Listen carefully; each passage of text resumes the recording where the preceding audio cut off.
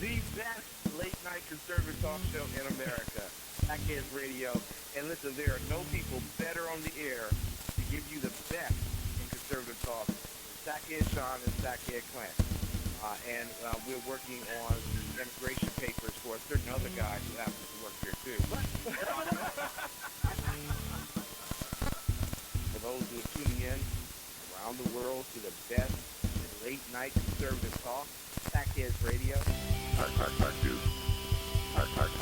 News. News. Radio.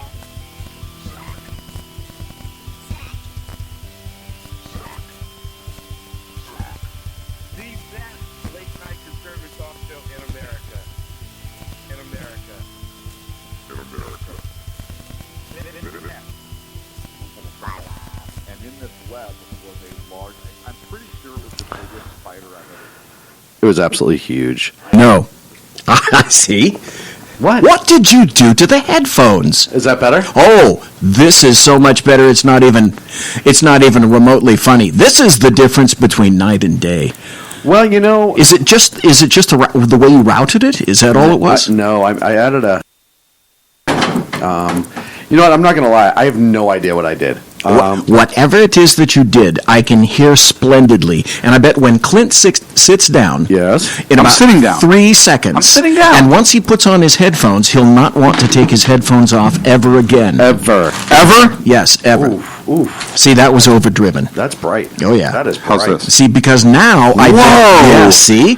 What did I tell Wow. you, Clint? This It's is- the this difference is- between night and day, isn't This it? is like having sex without a condom. Oh, it's like being blind, and all of a sudden you wake up and you can see. Little static, everyone's saying. I'm trying to fix it. No, I hear no static. This is Well, you this don't hear the final product. this is clear as a bell. They're clearly crazy. This is clearer than it's ever been. Am I not right? You are not right. Okay, thank you. Well, I told you to tell me that I You wasn't asked. right. No, That's you right. did, yes, That's you right. asked. Let me just get a little balance and a little love to it, and we'll be okay. Whoa. Balance and love. Balance? Yeah. By the way, Shaun, you did a beautiful job hanging the pictures in the studio. Thank you very much. I got here relatively early tonight. I had some free time. You should have seen all the work that he put into doing that. They look amazing. And you know how I know Shaun did it and not you? How? Because all the pictures of Ken are behind the door when you open it. So, of course, Shaun would have put the black man on a wall that the door opens up into. Except for the famous black man that you are standing next to front. It's funny front how and Larry center. Elder gets a spot on the main wall, but our friend Clint. Well, no, Ken. that's not the main wall. You don't consider that the main wall. That's the main wall. Oh no! You see, Right do you see underneath the flag? Sackhead flag. Do you see the flag? That's the main wall. Yeah, Hey, I can move it, okay? absolutely. Oh, you want to move it behind the door because the black guy's on it again? Now I have two blatant bigots here that I'm dealing with. That's a no-win situation. Yeah, Shaun, I I'm apologize. trying to see who you're going to swap out in order to, because Ken's in that picture. Ken's in all of those that are behind the door. George Foreman's in the other picture. Right, behind the right. door. So, yeah. I'm telling you, it's a no-win situation. So if we put Larry Elder, see, but I have Larry Elder here because that's where I wanted him, front Right. and center, right? Yes, that's where you wanted him. And you know what? And you know what else is funny is the only other picture with Ken in it is on the far side. Yeah. Underneath the Constitution, but pre-free slave Constitution, I'll have you know. Yes. And by the restroom. Yes. By the restroom. And actually, I don't know how you Photoshop the tuxedo on him to work in the restroom, but the fact that Right. it's just a picture of Ken in the restroom is a little... Right next to a pile of napkins and some But- foo-foo juice, which is weird. I don't know why this... But I did tip the picture earlier.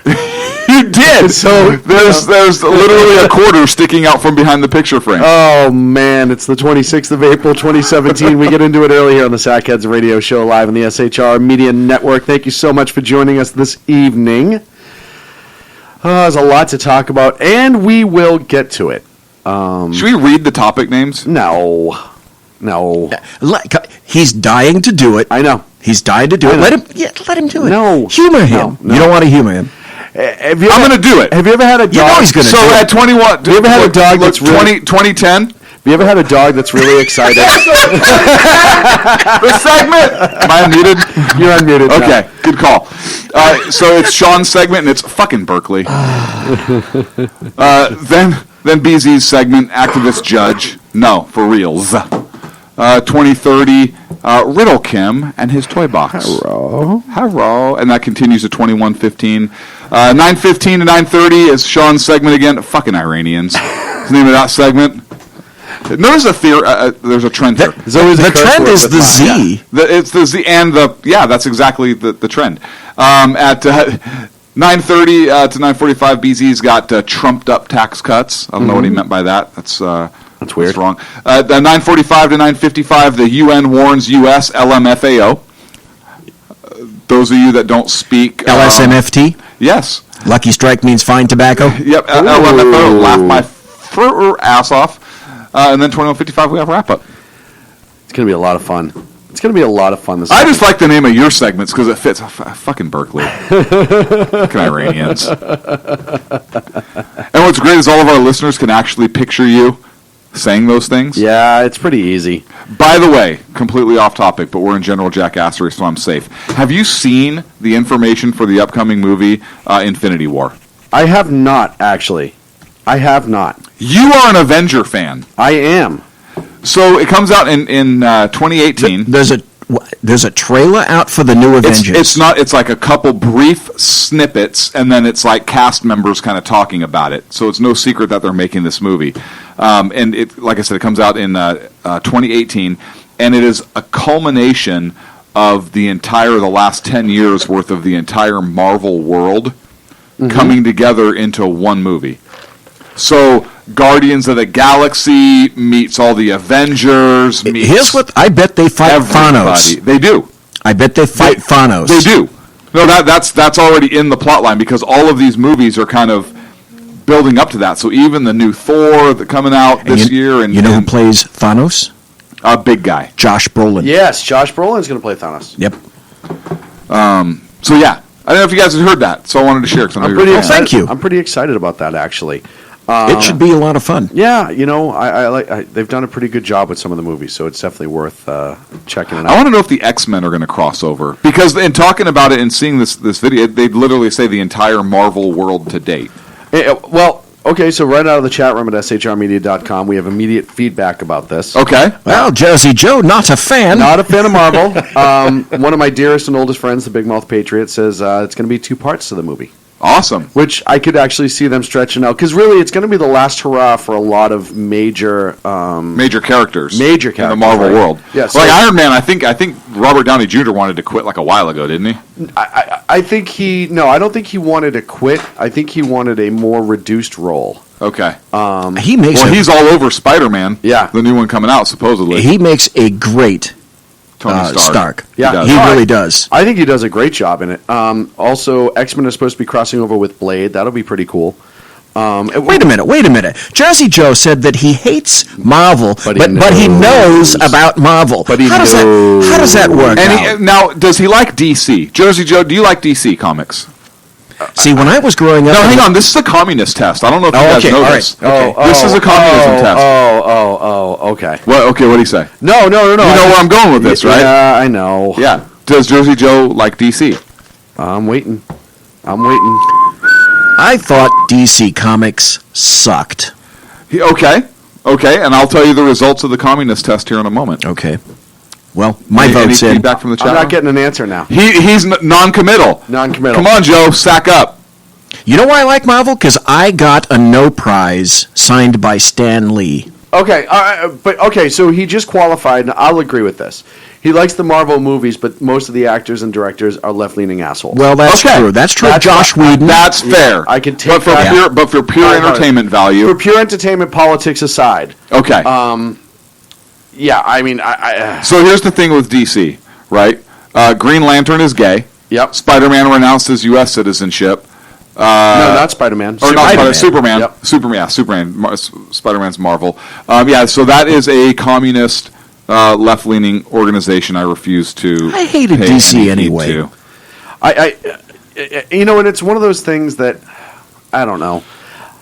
So I used to love comic books, but I hate where they've gone. I hate the fact that they've gotten so political with a lot of things, and they can't just be what they are, right? And I'm not even saying don't get political, like, going after whatever the current enemy is in the world, right? It was the Russians for a long time, and the Nazis in World War II. Right. There's been some Al Qaeda ones. There's been some really, really good ones, but the social justice Yes. changes. Yes. I have a superhero, Mohammed the Prophet. Mohammed the Prophet.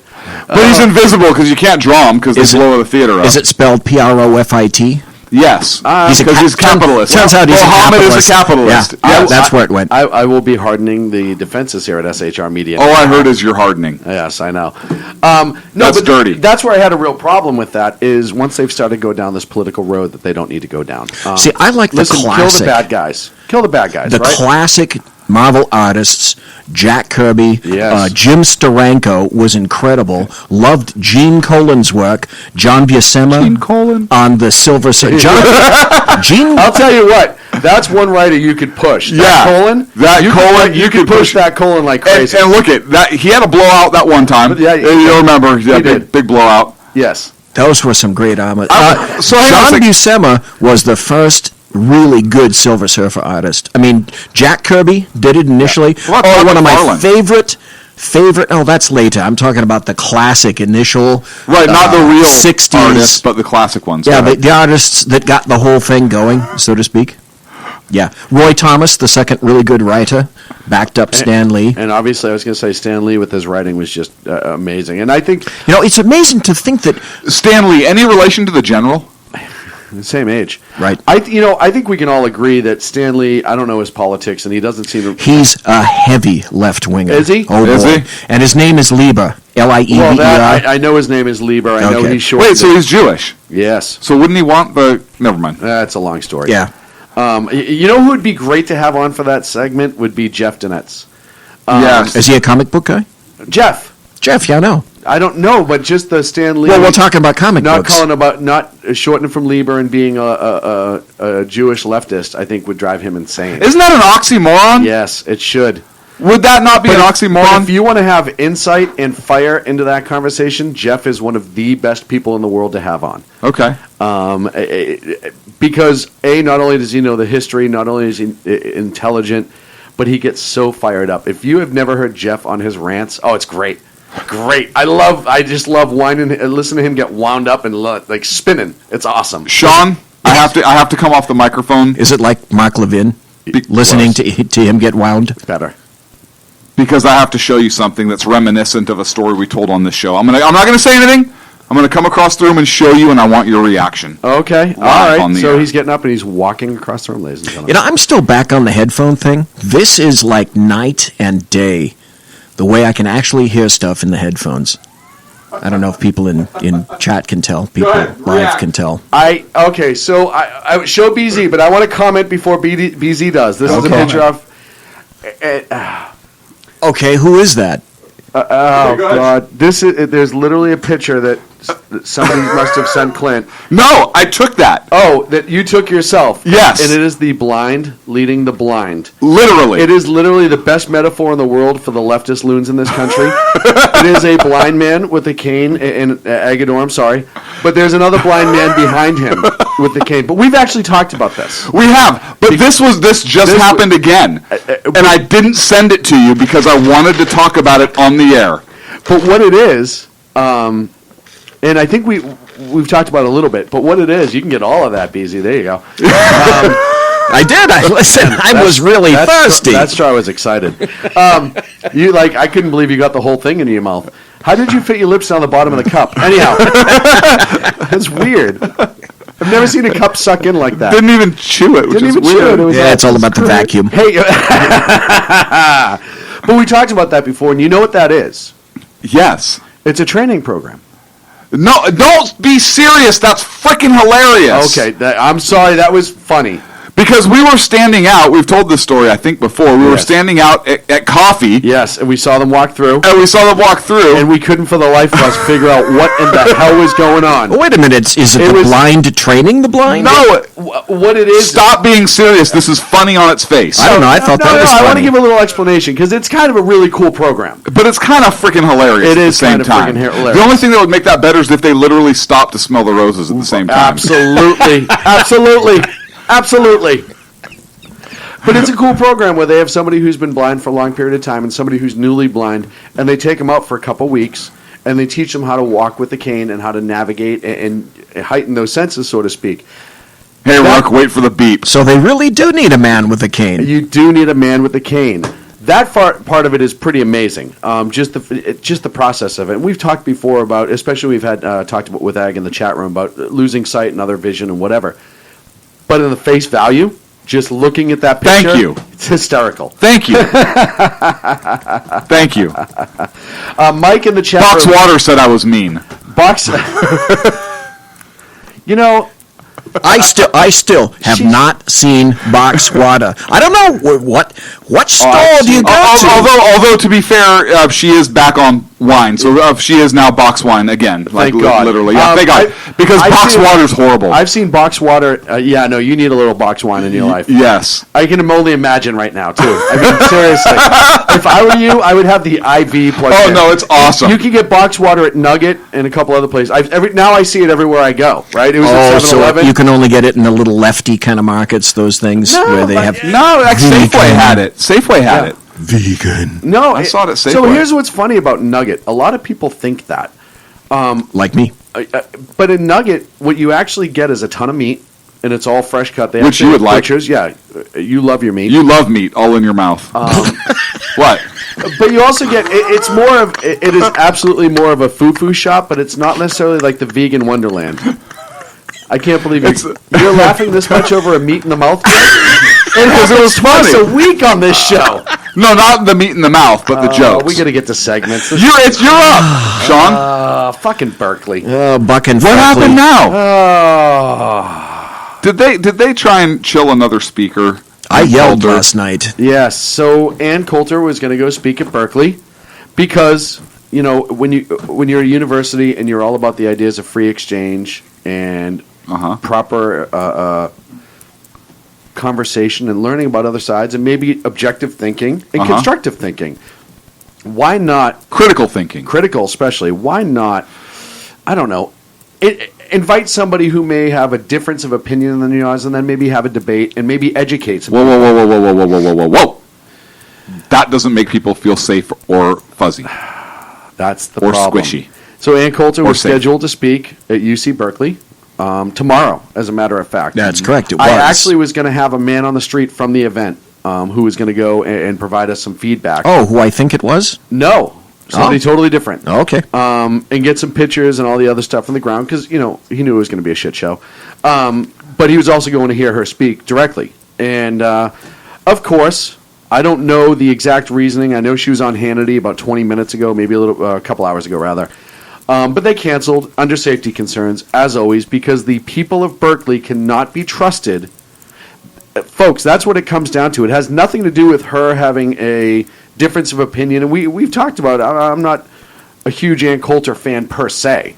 I agree with some of the things she says. I disagree with her, but I'll listen to her. Certainly. And sometimes she has really valid points. Because when she gets going, she can skewer the best. But again, this has nothing to do with the speaker. This has to do with the people that are in Berkeley that cannot be trusted to have a group, to have a gathering in which they may disagree with the opposing view. And instead of having intelligent intellect and engagement, and they're still, Jersey Joe in the chat room pointed out at shrmedia.com, they're still planning on protesting, even though she's not there tomorrow, because it's Berkeley. That's all they do. They've got all the Antifa guys in town. They're already there, right? The buses were already booked. Sure. So you might as well have them fucking show And up. they already have they've cashed their checks already. They have money jingling around in their pockets. Breaking news.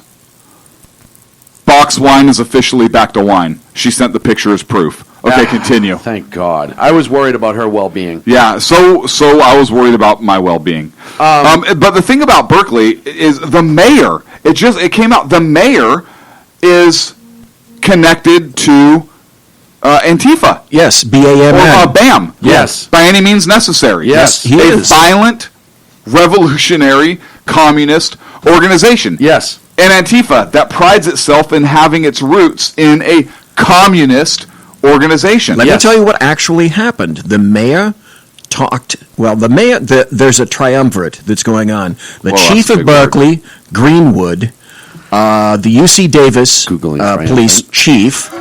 I can't think of a name. No, you're right. There's a she's- triumphant going on. Siri. Good job. But I she's Googled the it. one that had all the shit Siri, stolen what out is of her triumphant? car. Yes. Yes. Recently, last week, and paid no price for that whatsoever. And the mayor, Arreguin of Berkeley, they all consort, they talk to each other, and basically they've said in that particular triumvirate, anyone that tells or reveals that they told the people, they told their troops to stand down, they're going to get pounced on politically, and he's made that threat. Interesting. Here's what I screamed And about how last is this night. you getting public funds? Here's what I screamed about last night. Despite all that, there wasn't one sergeant in the crowd that had a sack.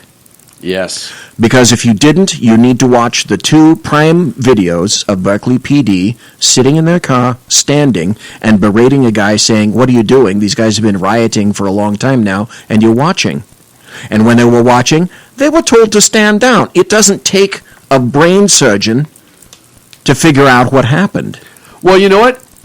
Even a brain surgeon It who was has pre-agreed to. even a brain surgeon who has no idea about law enforcement could tell you what happened. That's the biggest. And what's disappointing is there wasn't one courageous person at Berkeley PD. Not one. Well, and again, when you know what the backlash is going to be, and you'll be destroyed, and you're not. The state has laws against something like that. I understand that, but listen, these people don't live by the laws, and- right? And they have an obligation. But they don't live by the Exactly. laws, and they know that. And Just put your fucking badge on the table, lay down your gun, get the hell out of law enforcement. Yeah. I agree You with don't you. deserve to be there. I Yes. agree with you, and I'm sure. I agree. Because here's the other thing. If you'd had one courageous sergeant who looked to whatever contingent of troops he was responsible for and said, you know what, fuck it, we're going in. All the rest of them would have seen those people get applied and would have said, well, all right, he's the one that's going to take the heat off of it. We'll Let's go. Right. Yep. It makes All things- it took is one, Right. just one. There wasn't one courageous Coward- officer but there's in cowardice. PD, in Yep. Berkeley PD. And start putting stuff on the radio. Yeah. Get it in the log. Get it on the record. Well, and you know what? At some point, you got to start Right. making phone calls to the media. Yep. Somebody has to make phone calls to the media. Say, hey, we're not being allowed to do our job. Hey, anybody in Berkeley PD, Yep. feel free to contact us. Yeah. shrmedia.com. Shaun, you got email addresses for us? Because I don't know what the hell mine is. Yeah. You Because just, guaranteed, here's what we also You know just do- about Berkeley PD. Line-level Berkeley PD officers are making $110,000 a year well, You know what? to not do their job. Yeah, I don't have any. Look, they're getting paid. They might have to put their life on the line. I get that, but they're getting paid to not do their jobs in terms of the writing. And Why are their lives on the line? Well, wait a minute. Wait. I will have In general. In general, outside Okay, of the, no, the but conversation. I'm going to a specific point here. Why are their lives on the line? They didn't do what Auburn in Georgia did. They didn't unmask the Antifa talking guys day-to-day. that were going in. Day to day. And the other thing is they let in people with skateboards, bike locks, and carrying flags with heavy metal poles. I understand. Hold on, but I understand what Clint's saying. The overall pay for them is on a day-to-day basis. Right. You also have that area of the country. It is so damn expensive to live that the wage has to be high in order to live Has within to be 50 miles. for them to get an apartment. But this specific incident, or these incidents that are going with these riots, you're right. They are not earning their money because they're not doing the job they put. That was my exact. That's Yep. my They're exact. not point. raising. They're not doing the job. They rose their hand and took the You oath. took That's an the issue oath. that I Yes. have. Huge. They're oath. not read- living up to their oath. I Yeah. read the mission statement of Berkeley. It said to provide for the safety of the people in the community. There was no safety there. Now, Well, I guess the argument understand. would be that most of these people aren't from the community because they get bussed in. So, you could argue that they're no longer as interested. Right, or that the people in the community are really a bunch of leftists, and that's who they're there to protect. And if they're the ones that are doing the violence, hey, You know, go ahead. let's extend things. Let's be very generous because I know for a fact this is going on all around the nation. There's proactive law enforcement and there's reactive law enforcement. The reason that the crime rates are creeping up right now, and in some places they're skyrocketing, is because cops are pulling back. That's called the Ferguson effect. Now, Ferguson when effect. when the computer goes off in their car, they're hitting en route, and they're going and they're doing their jobs. Anything beyond that, proactive, that's done. Out. That's gone. So I would even be allowed Berkeley PD, if they don't want to be proactive, that's fine. But they've got to be reactive because there are people getting hurt right in front of them. So what Berkeley PD is saying to the citizens of Berkeley is, fuck you, you're on your own. Well, even That's not that. Yeah, but it's also the mayor that's saying that. Exactly. The chief of police who's saying that. Exactly. And the chief of UC Berkeley PD. And it's up to the voters to change that. And So- if they're too fucking stupid to not vote them out of office, then they get what they get what they deserve. And they I are. agree. You're absolutely correct. Jersey Joe just had some information that I did not have. The speech has allegedly been canceled not because of the threats from Antifa or whatever group called a threat. They allegedly canceled because the other side, i.e. conservatives, said they would start defending themselves. Now, immediately my brain goes, hey, this is the excuse, right? This is saying Antifa's fine, but the conservatives showing up, they're going to be the violent ones. So we're going to say that it was canceled because of them. But the reality of the situation is, if they didn't have to defend themselves, you wouldn't have to cancel.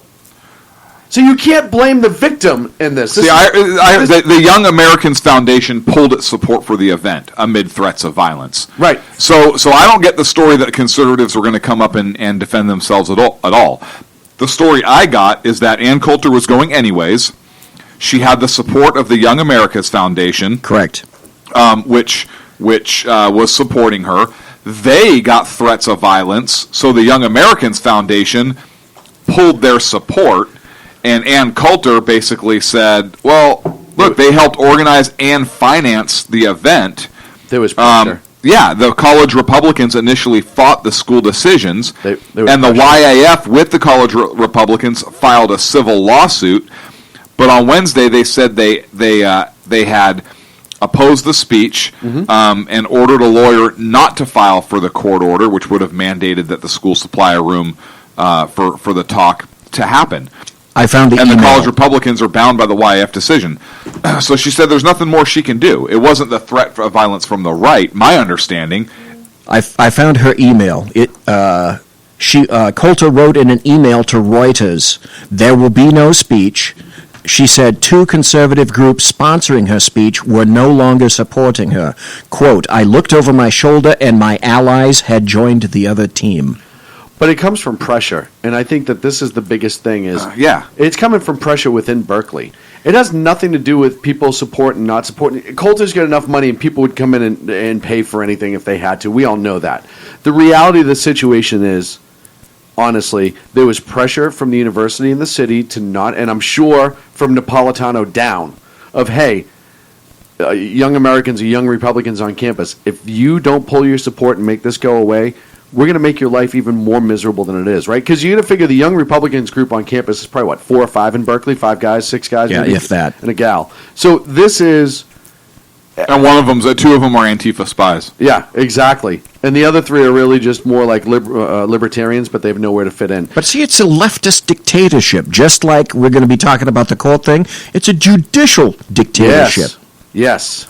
Absolutely. You know, White Mamba, who is the official attorney of the Berserk Bobcat Saloon, we spoke at length about the Sanctuary City deal. But again, you got another judge. It's a judicial dictatorship with this. It's a leftist dictatorship, Absolutely will. It is, which is and now completely supported. And now in line, Officially. kind of in line, along with the failure to protect, there were conservatives who were saying, "Hey, the police failed to defend us, so we are going to defend ourselves." They did say that, Right. But that's not the reason that the speech was canceled. Well, and at this point, and I know we only have about 30 seconds left in the segment, but I want to just close it out with this.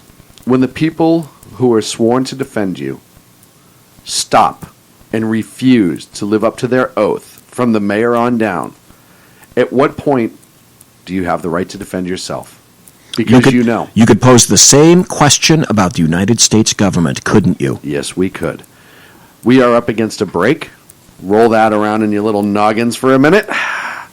When we come back, Noggin rolling. noggin rolling. Activist judges, as we hinted No. at a little bit. What? No, we glossed over that segment. Oh, we went right through it, didn't Yeah. we? Oh, we're right to Riddle Kim. Riddle Kim and his toy box. When we come back, it's all Riddle Kim all the time here on the SHR Media Network. Stick around. We'll be right back. Conservative media done right. You're listening to the SHR Media Network. Hey, it's Shaun from the Sackheads Radio Show. Also one of the owners here at the SHR Media Network. Are you opinionated? Have you ever wanted to do your own show? Have you ever heard somebody like the Sackheads and go, yeah, I could probably do that better? Well, now's your chance. Send me a 5-minute clip at sackheadsradio@gmail.com, and maybe you can be part of the SHR broadcasting team. sackheadsradio@gmail.com. Times are dark. The people are misled by corrupt politicians, lied to by establishment media, and deceived by the false messages of Islam. A nation looking for direction needs a guide. It needs a man with a cane. I'm Dave Milner. Join me on Spreaker, SHR Media, Pundit Press Radio, and YouTube through the SHR Media page for a different kind of commentary on the unpleasant blind guy. Because the truth is not always pleasant. Hey, this is Mim from Freedom Fest, the world's largest gathering of free minds. Join your friends from SHR Media at the beautiful Paris Resort in Las Vegas, Nevada, July 19th through the 22nd for 3 amazing days of liberty-oriented discussion, investment advice, and the Anthem Film Festival. It's our big 10th anniversary, featuring keynote speaker William Shatner and Freedom Fest favorites, including Steve Forbes, Jim Rogers, Lee Edwards, David Boaz, Doug Casey, Dinesh D'Souza, John Stossel, Lisa Kennedy, Grover Norquist, Peter Schiff, and many more. Don't miss out. Register at freedomfest.com for $100 off the regular registration rate when you use the all-caps code SHR Media. The Bloviating Zeppelin. He's big-footed enough radio shows to last a lifetime, courtesy of Shaun, Clint, Ken, and Jersey Joe. Now it's time for him to waddle on his own 2 feet via the glorious SHR Media. Gird thy loins for the Bloviating Zeppelin's Berserk Bobcat Saloon. Coming soon to ossicles near you. Excelsior. Conservative media done right. You're listening to the SHR Media Network.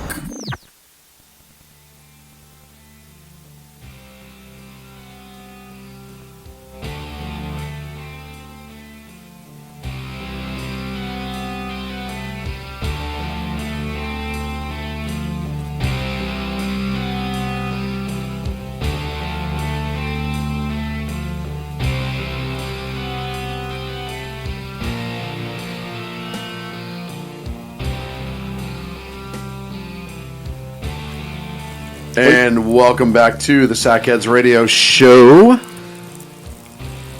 Oh, yeah. Okay, you're going to have to show me which slide you hit to put that up. Nope. Okay, great, thanks. Okay, we'll see you next week, folks. That's all right. That's helping your buddy out. Thank you very much. Great. Well, you know, you could have said please, BZ. I mean, right. gosh. Please. It's the one on the board, I'm assuming. Real Kim. It's the one right there. Right there next to the other it's thing. right next to the whiz bang. So whiz bang. North Korea, Riddle Kim and his toy box. So first of all, I wish this statement would have come out before our show last week because it literally came out the day after. I know. Go ahead though. Right? But North Korea, the Rodong Sinmun, the official newspaper of North Korea. He said dong. I said dong. We're going to say it, 19 times? Rodong. Why is everything dong in their name? Why, like the Big Dong missiles and the Rodong newspaper? I don't think they're called the Big Dong missiles. Yeah, they are. We talked about it last week. You guys laughed about it. I read all the missiles, and they all ended with the word dong last Wednesday. All of their missiles have a dong. It's like a bad Austin Powers movie, right? Yes! Hey, isn't that the country with the rockets that look like a big dong? Hey! Aren't those the big dong missiles? Like everything. This country is they're obsessed with They're obsessed with dongs. I can't help it. I don't know. Maybe I'm ignorant. No, it's an astute observation. But they said that they were going to launch. Wait for it. Mm-hmm. I'm going to quote here. All right, ladies. This is an actual quote. It's a great quote from too. North Korea. A super mighty preemptive strike. Super mighty. That's true. Yeah, you can't write this. I swear. Who the hell writes this shit? Marvin the Martian? It's going to be super mighty. What? Are you freaking kidding me? Who's the guy that was, you'll think of the name, who was the guy that was the publicist for Saddam Hussein? Oh, God, not Chemical Ali. Baghdad Bob is what everyone called him. Baghdad Bob, Yes, that was the guy. yes, That was the yes. guy. Hang on, let me read you Baghdad Bob came back from the dead just to write that. I don't know who wrote it. Hang on, let me read the quote. In the case of our super mighty preemptive strike being launched, it will completely and immediately wipe out not only U.S. imperialist invasion forces in South Korea and its surrounding areas, but the U.S. mainland and reduce them to ashes. Huh? What? What? You know, this is what happens when you're using a terrible translation service, right? They like this. Maybe if they tapped into Google, they could have got a better one. Siri, translate this. Right, something. Just don't use their maps. But this is what happens when you can't even pay the subscription to a translation company. My brother had a scooter that was made in China, and he bought it, and he was riding around Coronado. I watched it one day. I looked, there's a little sign on it that said, always putting on Safey, S-A-F-E-Y-H-E-M-E-T, always putting on Safey Hemet. That's almost as good as Trump, who was sending an armada. Very powerful. Very powerful. We have submarines. Very powerful. Far more powerful than the aircraft carrier. Who writes this? It's the same guy who writes for North Korea, apparently. The exact same. It's the exact same guy. Maybe they're trying to communicate with Trump in message like a language he'd understand. We're sending an armada. Very powerful. We have submarines. Very powerful. No shit. I just love the fact that North Korea. We have a president calling it an armada. Hey, you know what? And saying we have subs. If it was good enough for Nissan, why wouldn't it be good enough for the president? Huh? That's a good point, BZ. Thank you. That's a good point. Thank you. I'll be here all night. Tip the waitress. Let's go back to the real part of North Korea, what the problem is right now. Which part? Well, I want to talk about the THAAD system in South Korea. Well, we're not there yet, and this is not your segment. All right. Wow, that's, isn't that censorship, Shaun? No. We are the last people to embrace censorship. No, it's asshole. It's not censorship, it's asshole because we do it to each other. Oh, so it's assholery. Yes. Okay. Which is an actual thing Which is here in different SHR. from jackassery. It's in our bylaws, DZ. And if you would have read them, you would have noted in Chapter 4 where it talks about assholery. I did have to sign it. Decimal point 3. It's like reading the thing for software. You say it, you click OK, but did you really read it? No, of course you didn't. And use a license agreement. I read every single one. I'm sure you do. Wait, you're supposed to read those things? Now you're just supposed to click it that you understand. So North Korea is threatening the U.S. carrier force. That's there now. The Carl Vinson is on station. There's a sub that docked in South Korea, I believe, ported in South Korea. Correct. And North Korea is threatening to attack the fleet. Now the Navy doesn't seem very worried about that because they do have the ability to defend themselves. Though the admiral said, "What if it flies? It dies." Right. Something to that effect coming into their area of operations. But the problem is, the real concern is, and yes, I do want to talk about the system you're talking about, Shaun. So I apologize. No, it's fine. But the one of the biggest concerns is the ability of North Koreans to miniaturize the nuclear weapon, which sounds hilarious on its face. Like, oh, we're going to make it small. They've already miniaturized ponies. I shall call it Mini-Me. Which actually kind of makes sense because they're obsessed with dongs and they're Making it Korean, smaller. so maybe they want to, I don't know. But they want to miniaturize it, which is problematic because then they don't need, like a larger ICBM needs to be able to re-enter the Earth's atmosphere, right? Yeah. But a smaller missile, more aerodynamic, right? It's going to cut through the air cleaner, not as much drag, blah, blah, blah. It doesn't need to re-enter the Earth's atmosphere. The other problem with miniaturizing these weapons is obviously they can deploy them with greater accuracy, perhaps in the local theater. Mm-hmm. And you can also, you have to start now looking at Suke-style bombs, and you go down to that road as well. Absolutely. And dirty bombs, etc. Yep. And Washington, D.C. is holding a drill, a mass casualty incident drill, because of the North Korean threat. Right. So, all joking aside about North Korea, Yeah. it's amping up a lot.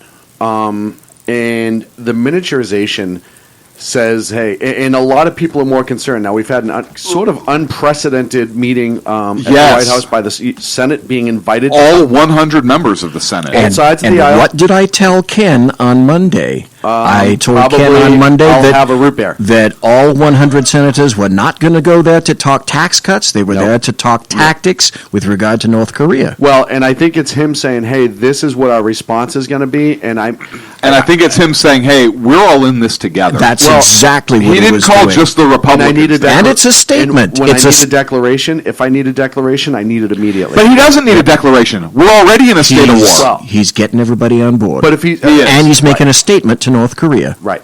And we're doing this. So now you push forward now, right? You have all this rhetoric. We launched an ICBM from a sub because you were talking about statements. Right.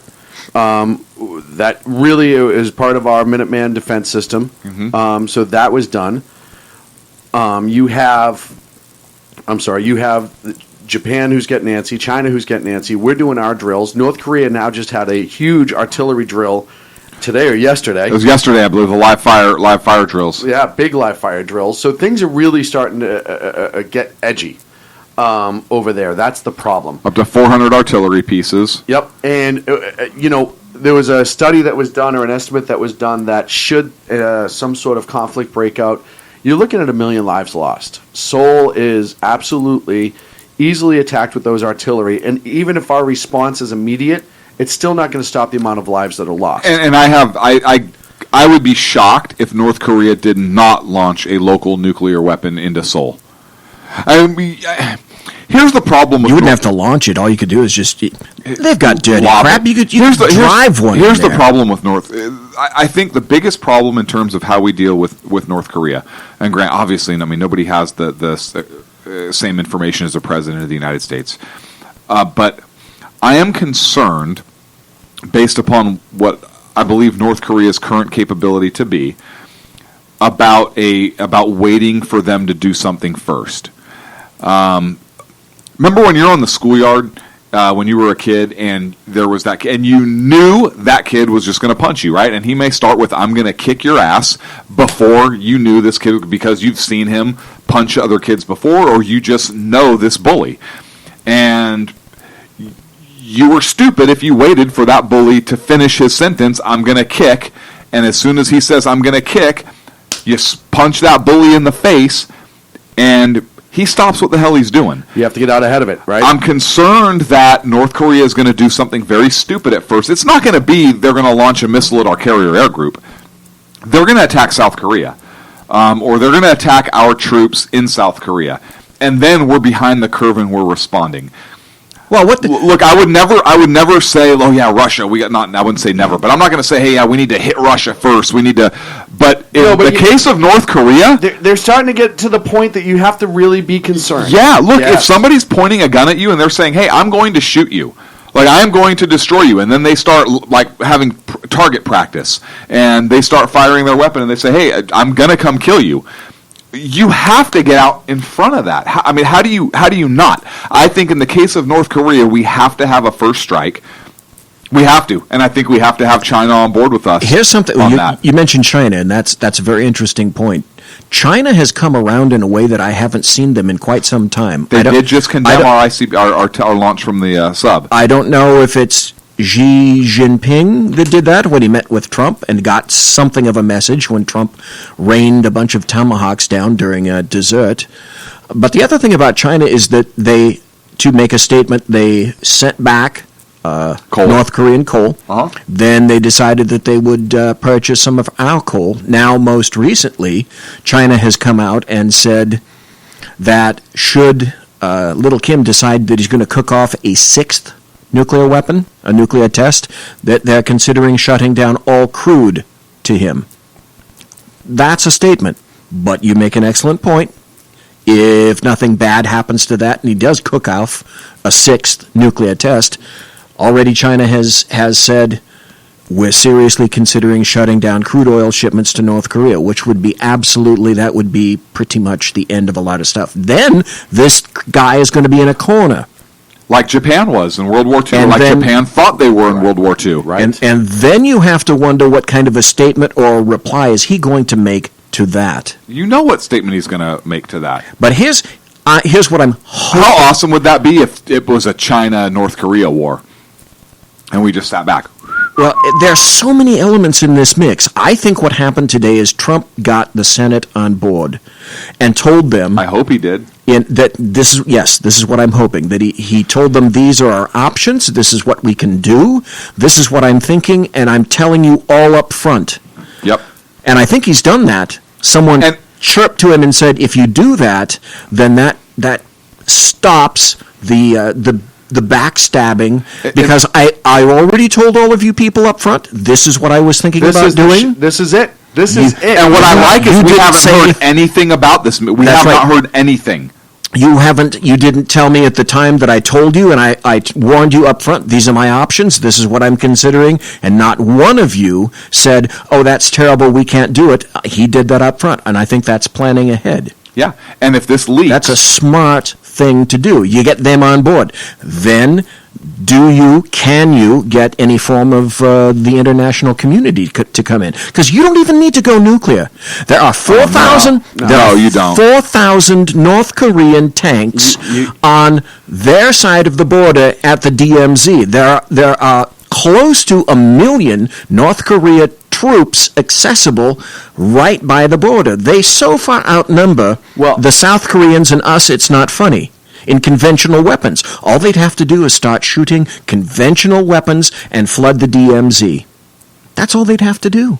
And there would be massive casualties. Then at their leisure, then after that they could start lobbing military. Who knows what they've put you...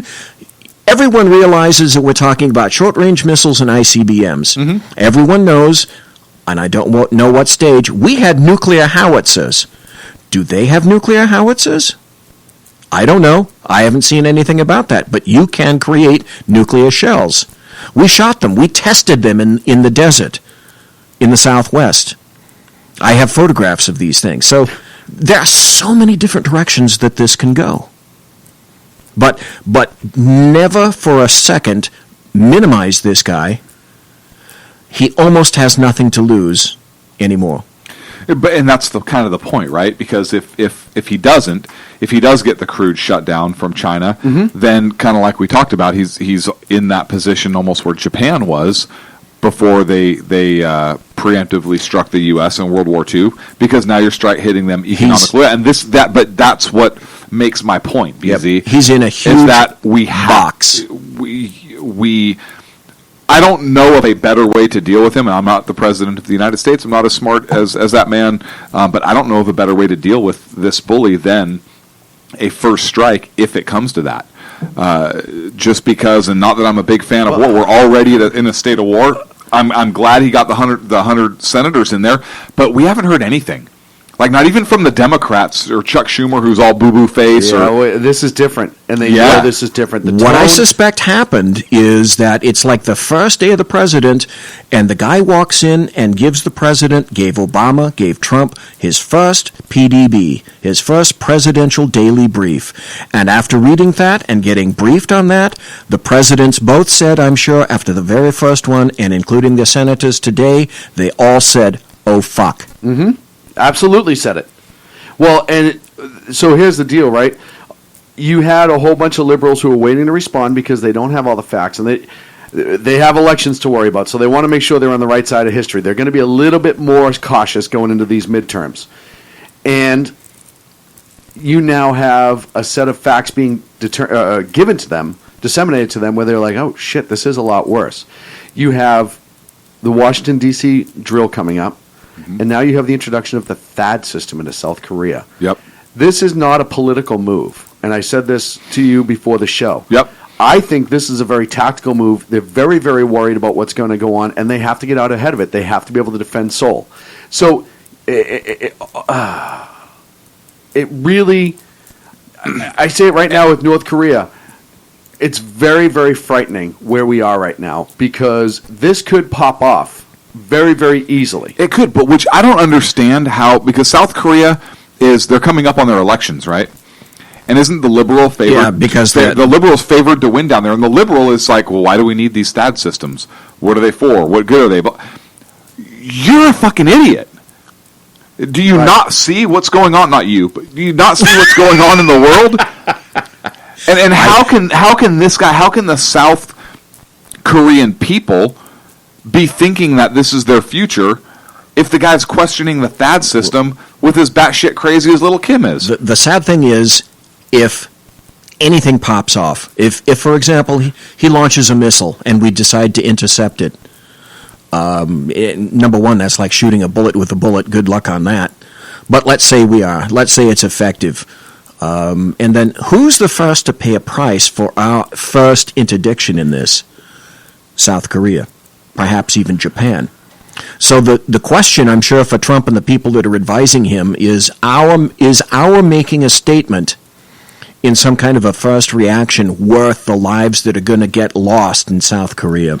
Well, but do you save more in the long run? Yes, it's a balance, it's a scales, and I don't have access to that information, but that ought to be the question. Shaun, just really quick, Jersey Joe put a quote in the chat room from Senator Steve Daines, who's a Republican from Montana. Sobering briefing is all he tweeted after he was hosted by Rex Tillerson, James Mathis, and Dan Coates. The president also was at the event. Sobering briefing. In other words, you got some information you didn't have before, because if you had the same information or you kind of knew, it wouldn't be sobering at that point, right? Usually when you get sobering information, it's because you were brought and made very, very aware of something. Well, and here's the corollary point to that. Neither Tillerson or Mattis are what you call media whores. They're in there for a purpose, to deliver a briefing, and to try to create some kind of a consent, if you will, and to illustrate to everybody, this is how fucking serious it is. That, the guy that Jersey Joe just talked about, that's the equivalent of that guy saying, oh, fuck. Well, wait, it's even worse, because Ed Markey from Massachusetts said it was heartening that there was more talk about diplomacy, but said it was in the context of more U.S. military exercise in the region and expressed concern about an accidental war. If we are that close, where one shot could be the difference... Why would that jackass put what they fucking talked about? Because it's Ed Markey. He's an asshole. The funny thing I know, is... he used to be my representative. You know what I mean? That chance, it's not impossible for something like that to exist. Did you guys ever see the movie The Bedford Incident from the book? No. Anybody that's old enough, as ancient as I am, this is a movie with Richard Widmark. Was that the one where the UFO crashed into the desert in Nevada? Oh, no. This is the one where a U.S. destroyer post-World War in, I think, the late 50s, early 60s, they're chasing a Soviet sub. And it goes back and forth, and there's terrible maneuvers, and the destroyer captain keeps pushing the Soviet sub. And a German submarine commander who was in World War II and his advisor told the Navy destroyer captain, stop it. Something stupid is going to cork off. They're in the control room, and it's an extremely nervous environment. And the captain says, no one tells me when I'm going to fire one. And the missile tech at the board says, copy that, fire one. I don't mean to laugh, but that's like a Marx Brother routine, right? And the sub rock is off, and it hits the sub, and the sub launches a rocket just before it struck at the destroyer. Jesus. That's how World War I started. Yes. Well, this shit is not impossible. Wait a second, I missed that last part. So he launched? Yes. The destroyer launched? Yes. And the sub? And the sub saw it coming. There was a sufficient amount of time. The sub saw, okay, we're doomed. That's all right. We're launching our own. We've already targeted you. And so the sub launched back? Yes. And the destroyer got sunk? Yes. And we missed him? And that's how wars are started. Is that a true story? No, that's from a book. But you can see how one mistake. But you can see how one. I don't remember hearing about that one in the history books. But there was a lot of other. There's been a lot of other close calls with stuff. Certainly. Right? Certainly. We've had collisions. Like I said last week, people theorized the Scorpion went down because of Blind Man's Bluff, basically, under the water, which happens to be an excellent book if you guys haven't read it. We actually sent submarines into Russian harbors. Yes. Yep. And we sent out American frogmen to tap lines in the water to get intelligence, Russian intelligence. That's balls. Absolutely astounding. Well, and again, that book by Sontag, if you guys haven't read Blind Man's Bluff, what a book. Good book. Another kind of twist to what's going on right now in North Korea, to kind of get back on track here, is North Korea is holding U.S. citizens. Yes. Yes, they are. Yes. They just picked up a professor this week in the airport. Oh, he's a professor? Well, they can have the professor. True, but he's still a U.S. citizen. But we get to keep Marianne. Yes. Tony Kim. Here So I don't know if we're going to call him Big Kim. Here on Riddle Kim's Island.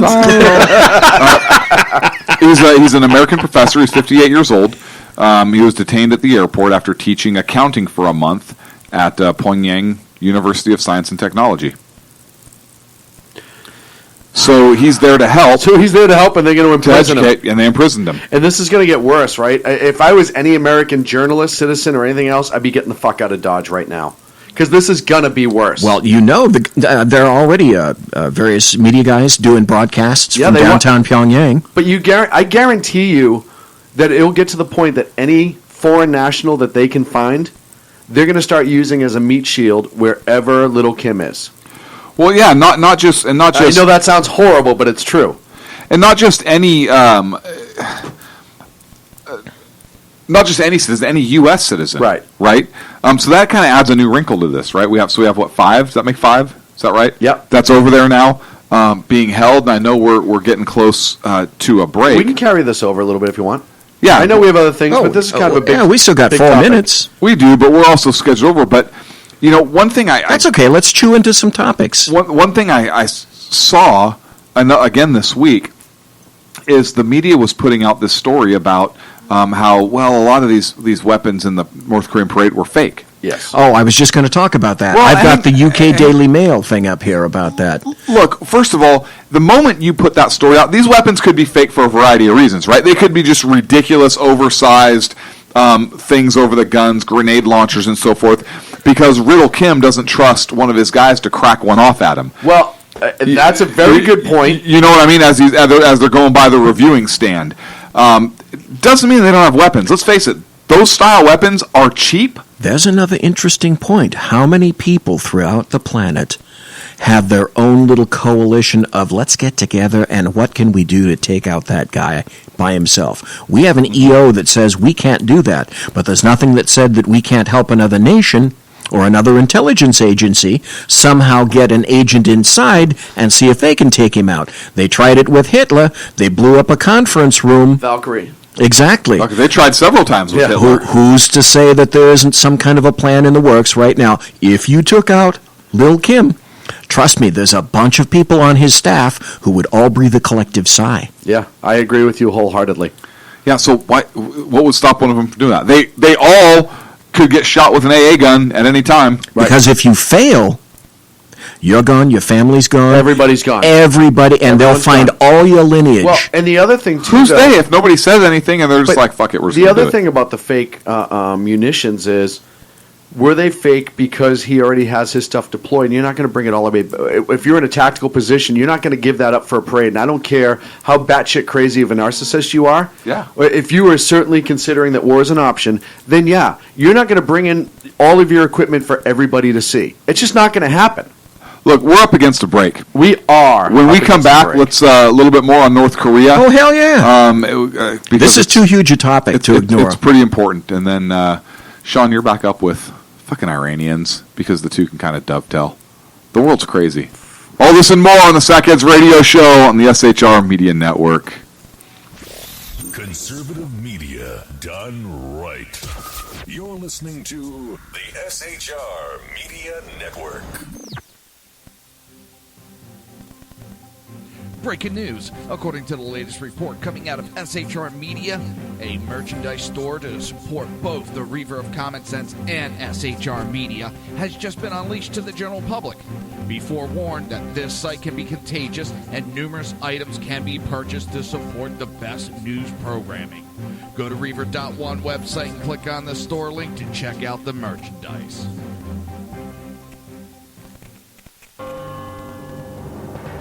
Hello, I'm Matt, a student at Hillsdale College. Here's Hillsdale President Larry Arnn on the continuing relevance of the Constitution. Many argue today that the Constitution is outdated because it addresses problems peculiar to the 18th century. Some parts of the Constitution do read rather quaintly. Consider the injunction against titles of nobility in Article 1, Section 9 of the Constitution. But is that so outdated? The purpose of the injunction is to prevent the government granting special privileges to some for partisan reasons. This strikes at the heart of the rule of law. The crony capitalism so common today is a place where the government bestows favors and tax dollars on some businesses to give them a leg up over others. This is exactly the kind of thing the Constitution was meant to prohibit. The Constitution is not so outdated after all. This Constitution Minute was brought to you by Hillsdale College. To join the national conversation on the Constitution, go to constitutionminute.com. Times are dark. The people misled by corrupt politicians, lied to by establishment media, and deceived by the false messages of Islam. A nation in confusion needs a guide. It needs a man with a cane. I'm Dave Milner. Join me on Spreaker, SHR Media, High Plains Talk Radio, Live Rebooting Liberty, and YouTube for a unique brand of commentary on the unpleasant blind guide. Because truth is not always pleasant. In a world controlled by corrupt politicians, You got a business. That you didn't build that. a team of ordinary men emerge from the ashes to give voice to the voiceless and hope to the hopeless. Sackhead Shaun. Dude, I'm not saying capitalist, stupid, bro. Sackhead Clint. All good friends of ours usually show up drunk. Also starring Sacco as the producer. I'm a little bit drunk, cause I'm drinking. They are the Sackheads Radio Show. Every Wednesday at 8 p.m. Pacific on shrmedia.com.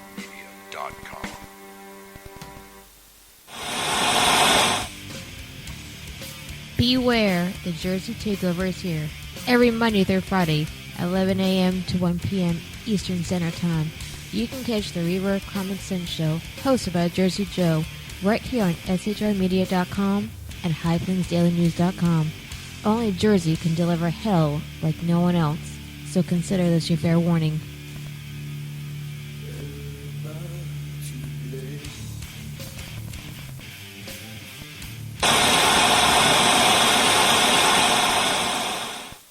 Conservative media done right. You're listening to the SHR Media Network. And welcome back to the Sackheads Radio Show live on the SHR Media Network. Thank you so much for sticking around. We are in hour 2 already. Wow, that's fast. We're still talking a little bit about North Korea. It's like we just got here. In the Riddle Kim Comedy Hour.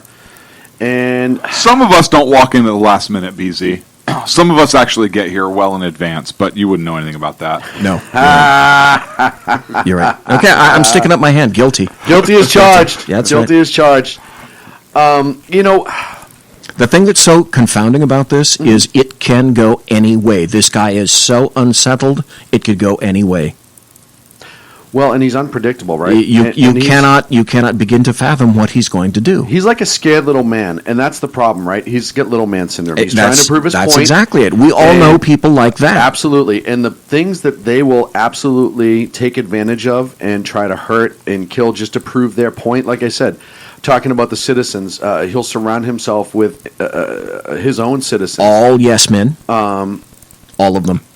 And even just the regular people, right? He'll start busting them in to protect himself. We all know the worst, and I'll say it plainly. Everyone in chat, everyone listening live, all three of us here, we all know, think of your worst dude that has a little man's complex. I've got one in mind. I used to work for him. Now, give that guy nuclear weapons. What was his name? I'm thinking of a specific. He was one of my specific lieutenants. person right now, and we'll leave it at that. Go ahead. He was one of my lieutenants. What's his name? Lewis. Move. Mine was Lewis. Now, give that guy a nuclear weapon and see what happens. Yeah. Oh, I thought you were talking about me. I'm like, hey, I'm not an angry little man. No, not you. I'm a rotund angry man, but No, there's a big another difference. Right? I mean, but you're right. Seriously. Little man syndrome So is... you're backed He's into not that little. You're backed into a corner. Riddle Kim? He is. He's Europe, big. He's like a Europe bowling is ball standing with away. legs.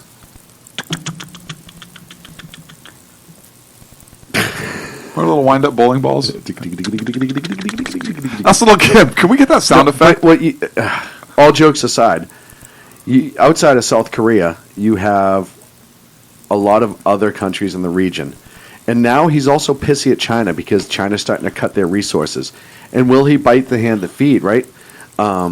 He might. Well, this is why I talked about if China... I don't see that it's impossible that he would. If China took military action, could you imagine if this turned into a Chinese-North Korean war? And we were just there in a support role? It won't happen. Unless he actually attacked first, it won't happen. I agree. Unless he attacked first, I could see China putting new leadership in position. Yeah. Oh, I could see that right? happen. Hey, China, yeah, so you take care of this problem and we'll back whoever you put in there. Yeah. Because why not, right? Why would you not do that? Because the threat... Hey, listen, he launches one off at South Korea. They have to deal with that nuclear fallout in China. Right? Either way, it's affecting their nation. Well, ask yourself also, why did Xi Jinping put 175,000 Chinese forces right on the North Korean border? Well, two reasons. Number one, if something stupid happens in North Korea, there's going to be a hell of a refugee movement out of North Korea. They know for a fact it sure as hell isn't going to go south, because the South Koreans will stop that. So there's 175,000 troops on the border for that. But push that aside, why are there 175,000 troops on the North Korean north border? Why would there not be? Why? Especially,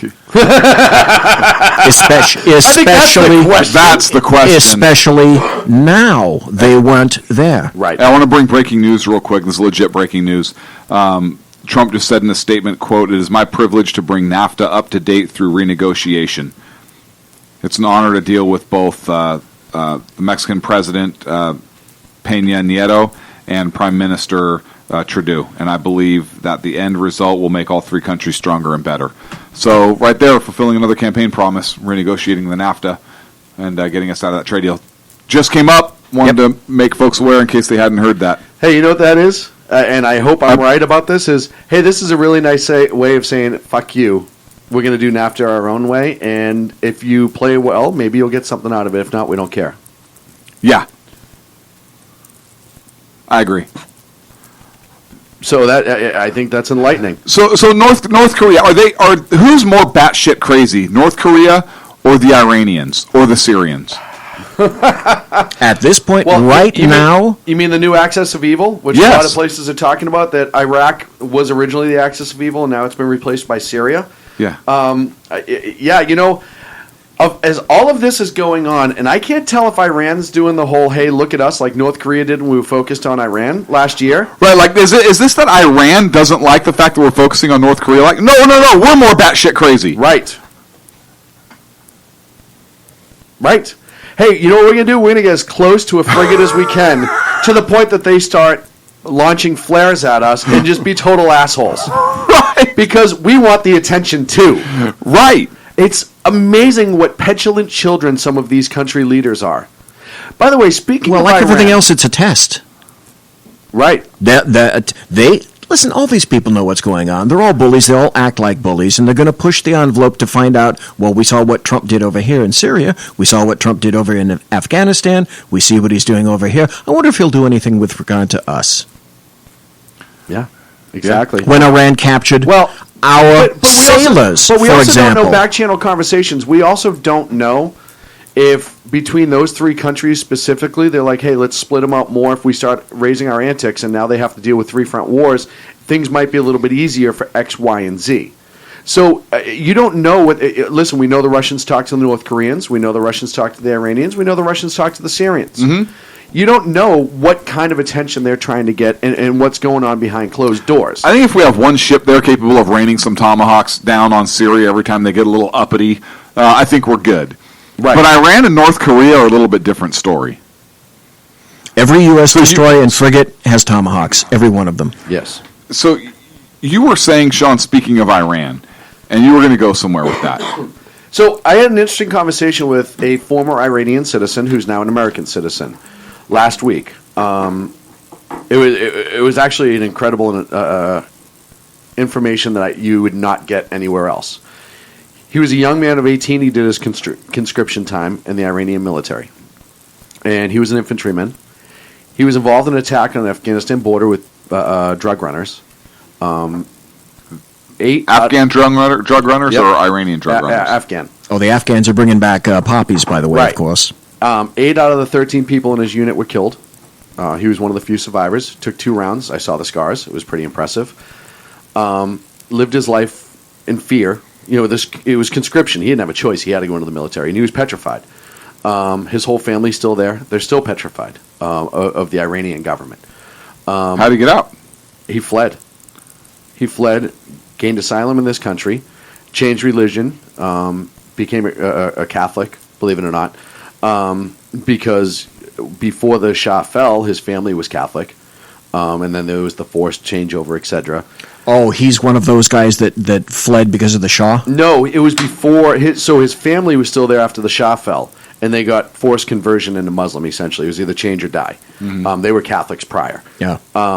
So he fled on foot out of the country, gained asylum, came to America, got his citizenship by enlisting, was a U.S. paratrooper, and blew out his knee on a jump. With combat experience. He never made combat. No, I meant. Oh, with combat experience. From Iran, right. Right. He's in basic, and he's like, no, pussies, seriously, when they start shooting at you. Here's what it's like. Yeah. By the way, look, as he pulls up his shirt. Yeah. Yes. And it was amazing. So wait, he's 18 now, and he's already... No, he's 20... Now he's 28. Oh, okay. Now he's 28. But just an amazing story, and I was blown away at... He said, hey, first of all, he's like, Ahmadinejad is a lunatic. The world knows that. He's like, people outside of Iran, you get minimum information. He's like, but the Ayatollah is a fucking monster. The Ayatollahs they've said Ahmadinejad cannot run for president now. So the current president of Iran, he said, was like the one before Ahmadinejad. He does a good job of at least being a positive face of the people. Not so much the Ayatollahs, but the people themselves. Where he's like, the guy, you actually kind of feel like the guy would do more if he didn't think the Ayatollahs would kill him, which they would if he ever stepped out of line. Iran, before 1978, was remarkably cosmopolitan for the area. Well, and one so of that's what one he of the was saying. most liberal in the Middle East. So that's what he was saying. He said a lot of the young people there, and he said, and I still have relatives, he said a lot of the young people there wish the Americans would come in and remove the Ayatollahs. A lot of the young people there wish it could go back to Ayatollahs, where the country was booming and had great tourism. He's like, the northern part of the country, people don't realize, is absolutely gorgeous. It's beautiful. Well, he said the northern part of Iran is absolutely beautiful. He said, and he's like, and I'll never go back. Even he said, if the Ayatollahs left today, he's like, this is my country. This is where I want to be. I love being an American. He's a conservative, huge conservative. Never mix, if you're talking with somebody in Iran that has that kind of history, always call them a Persian, never call them an Arab. Right. Because Big there is difference. distinct difference. It's not by line that we arbitrarily drew on a map.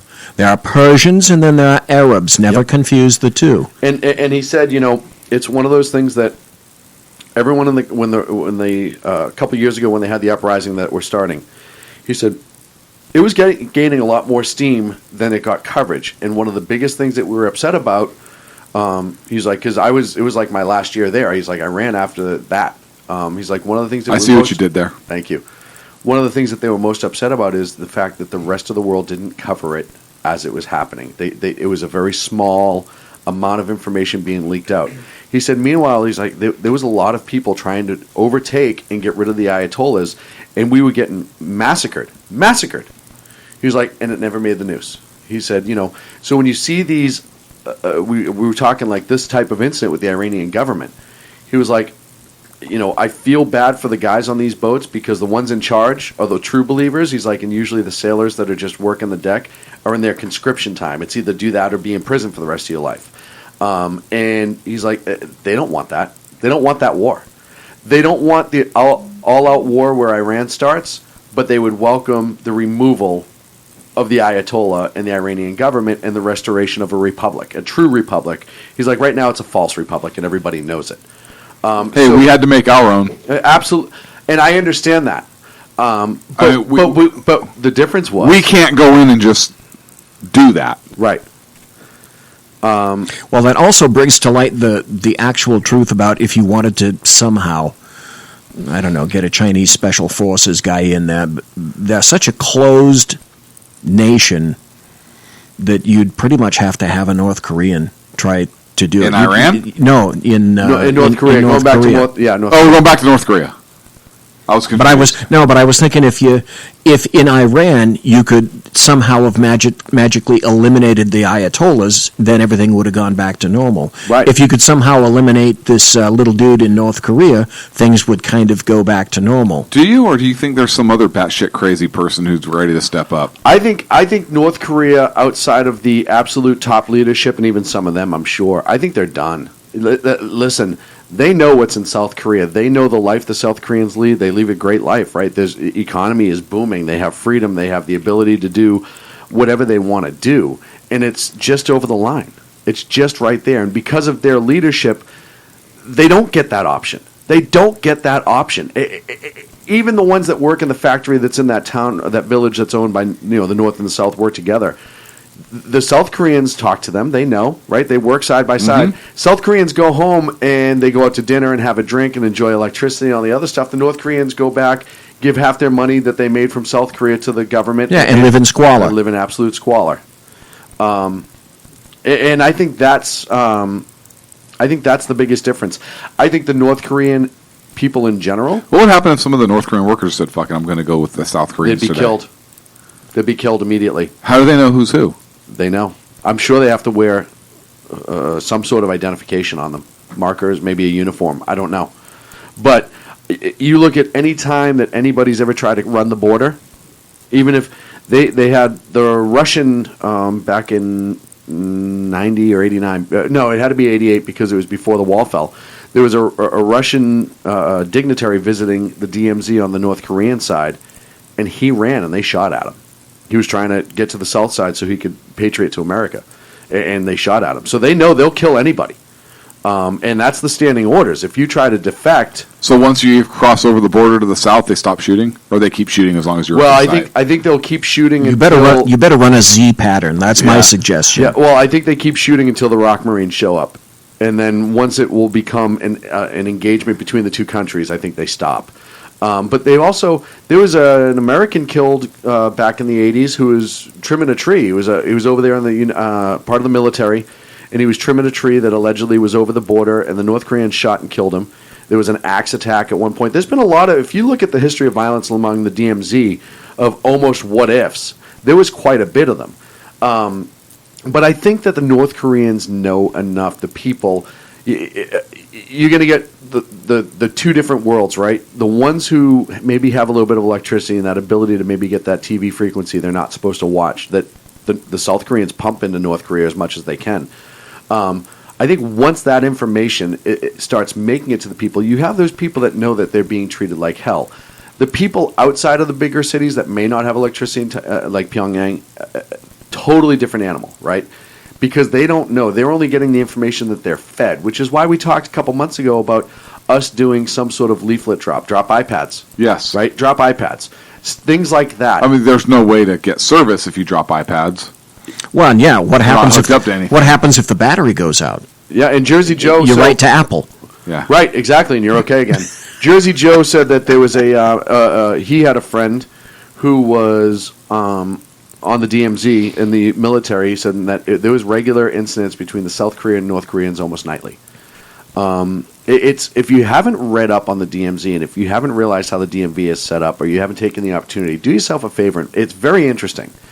They have conference rooms where half the room is South Korea and half the room is North Korea, and that's where they will meet sometimes. They have the red phone right there, or the bad phone, if you will, when things would go south. There's a lot of interesting... North Koreans and South Korean, the Rock Marines or whatever, will stand toe-to-toe, eye-to-eye, and stare at each other for hours on end. It's still a very, very harshly contested zone. Prior to Kim Jong-un, it's been going on for years. We're still in a state of war. Yes, Yes, technically, that's correct. So is America at war? Yeah, America is at war. We're already there. It's been declared. It's we are in a state of war with North Korea. So you have to start. So here's another question, though. Let's say for whatever reason, somehow capriciously someone manages to take out little Kim. There's a vacuum. Who steps in? Don't you think there's another power-hungry manga? Yeah, but he's not from the family. In the wings. Yes, he's not from the family. But once you take out Kim Jong-un, that goes away. I don't think so, though. And nature abhors a vacuum. I understand. Who's to say there's another dictator? There isn't another dictator in waiting. And there always can be, right? You can always have that possibility, right? Because if Hitler was killed, there would have been somebody to take his spot because you still have the party per se. You still have the party, but this person would know, this guy got a little too freaking too crazy, and they got killed. So I'm not going to be that crazy. Remember Gaddafi? Yeah, no, I absolutely agree. So I think the next leader that comes in, they might be crazy, but they're not going to be that crazy. Yeah, well... They're not going to be cooking off nukes. But I don't even think... So I think it would be a country who has seen what's happened in all these other countries where you have, like you said, the crazy, the not as crazy dictator that comes in to replace. And I think you're going to see a much different approach because I think the whole ruling Communist Party that's in there right now would be decimated. I really do. I think they would be absolutely decimated, and I think that you would see... China wouldn't let that happen. They need that buffer. Oh, I think you would see that they would welcome the South Koreans in quick. Or what would happen if China decides... China would not want that.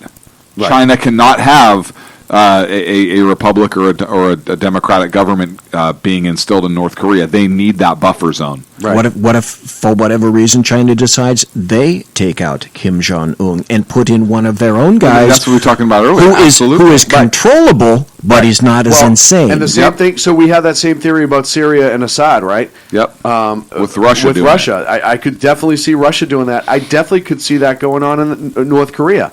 But you know what? The problem is doing it. Right. And you need to have some stones. The difference is China doesn't care about the political backlash. China doesn't. It's not like the Chinese premier or president is going to be removed from office. Nobody cares. We all know it's a communist puppet government, and the person in power is the person with the most money.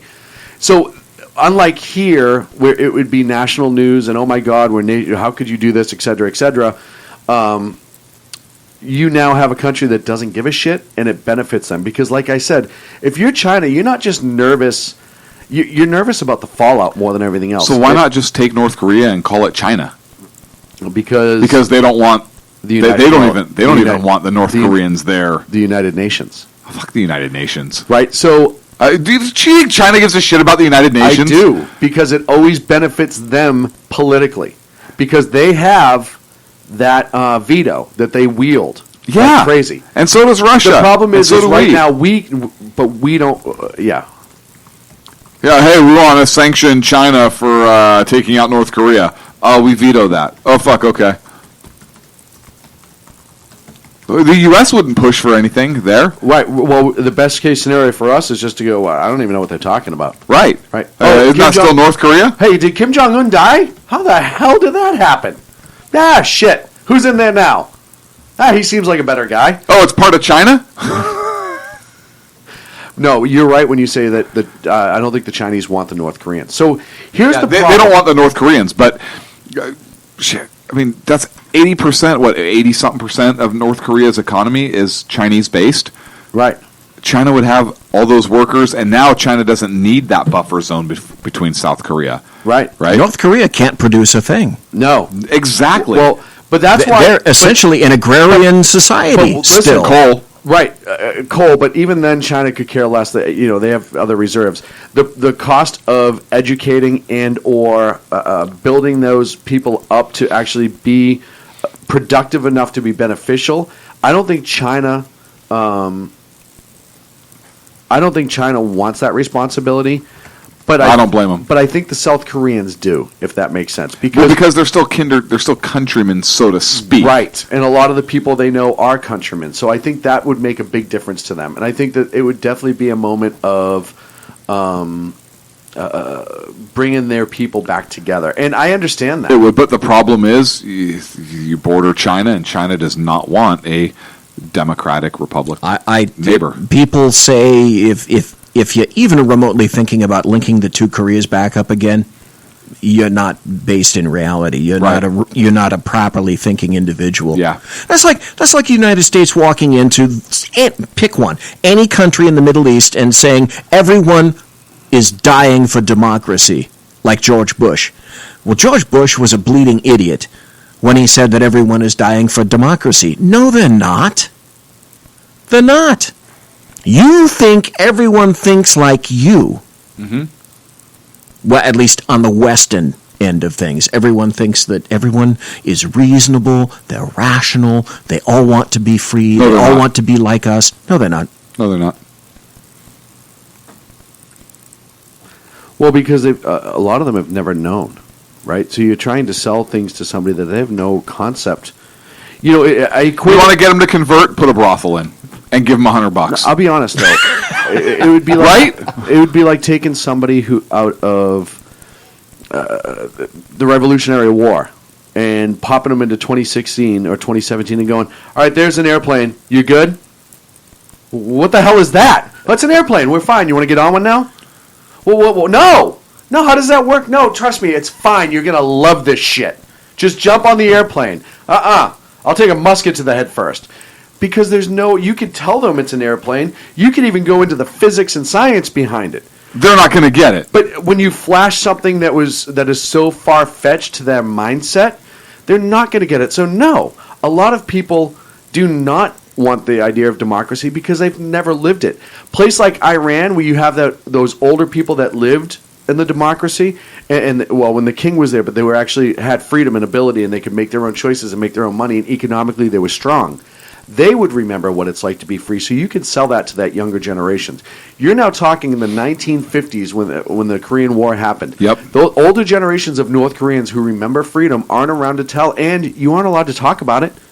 It's been destroyed for a reason. So there's a gigantic difference. They may not want that freedom and know what to do with it at first. Mm-hmm. Look at Iraq right now, right?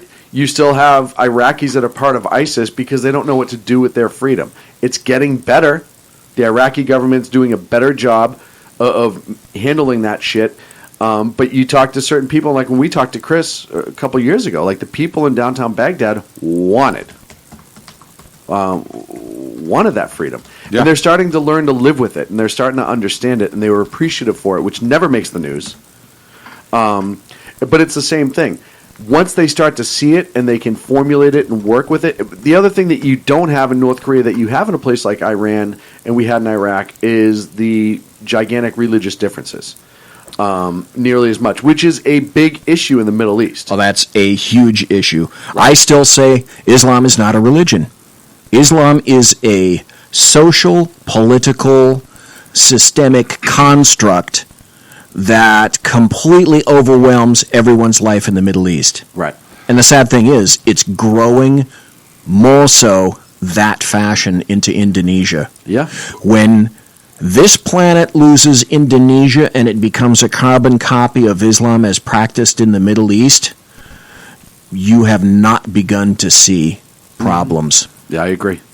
So while we're still on Iran, before we head to the break here in like 30 seconds, I do want to mention, because we're on the Iranian topic here, there are conservatives in the House that are actually urging the Trump administration to go after some of the Iranian prisoners that were released as part of that Iran deal, because they're dangerous to our interests.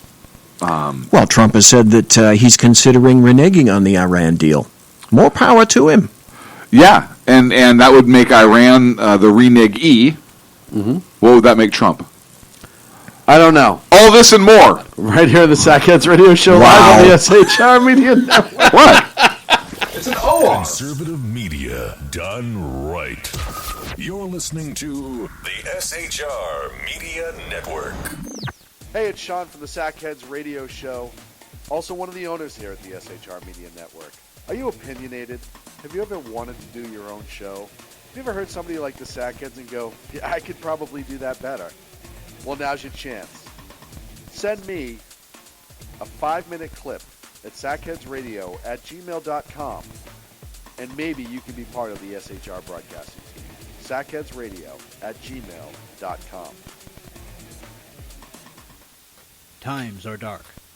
The people are misled by corrupt politicians, lied to by establishment media, and deceived by the false messages of Islam. A nation looking for direction needs a guide. It needs a man with a cane. I'm Dave Milner. Join me on Spreaker, SHR Media, Pundit Press Radio, and YouTube through the SHR Media page for a different kind of commentary on the unpleasant blind guy. Because the truth is not always pleasant. Hey, this is Mim from Freedom Fest, the world's largest gathering of free minds. Join your friends from SHR Media at the beautiful Paris Resort in Las Vegas, Nevada, July 19th through the 22nd for 3 amazing days of liberty-oriented discussion, investment advice, and the Anthem Film Festival. It's our big 10th anniversary, featuring keynote speaker William Shatner and Freedom Fest favorites, including Steve Forbes, Jim Rogers, Lee Edwards, David Boaz, Doug Casey, Dinesh D'Souza, John Stossel, Lisa Kennedy, Grover Norquist, Peter Schiff, and many more. Don't miss out. Register at freedomfest.com for $100 off the regular registration rate when you use the all-caps code SHR Media. The Bloviating Zeppelin. He's big-footed enough radio shows to last a lifetime, courtesy of Shaun, Clint, Ken, and Jersey Joe. Now it's time for him to waddle on his own 2 feet via the glorious SHR Media. Gird thy loins for the Bloviating Zeppelin's Berserk Bobcat Saloon. Coming soon to Ossicles near you. Excelsior. Conservative media done right. You're listening to the SHR Media Network.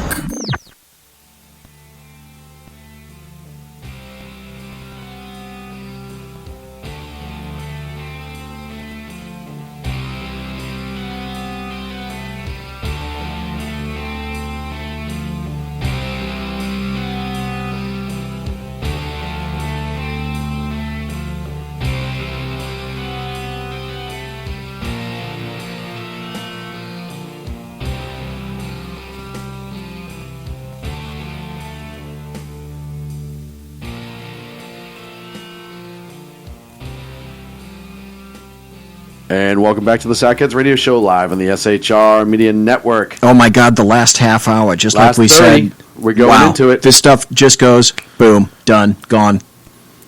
The fastest 2 hours in radio. It is like a broadcast bullet train.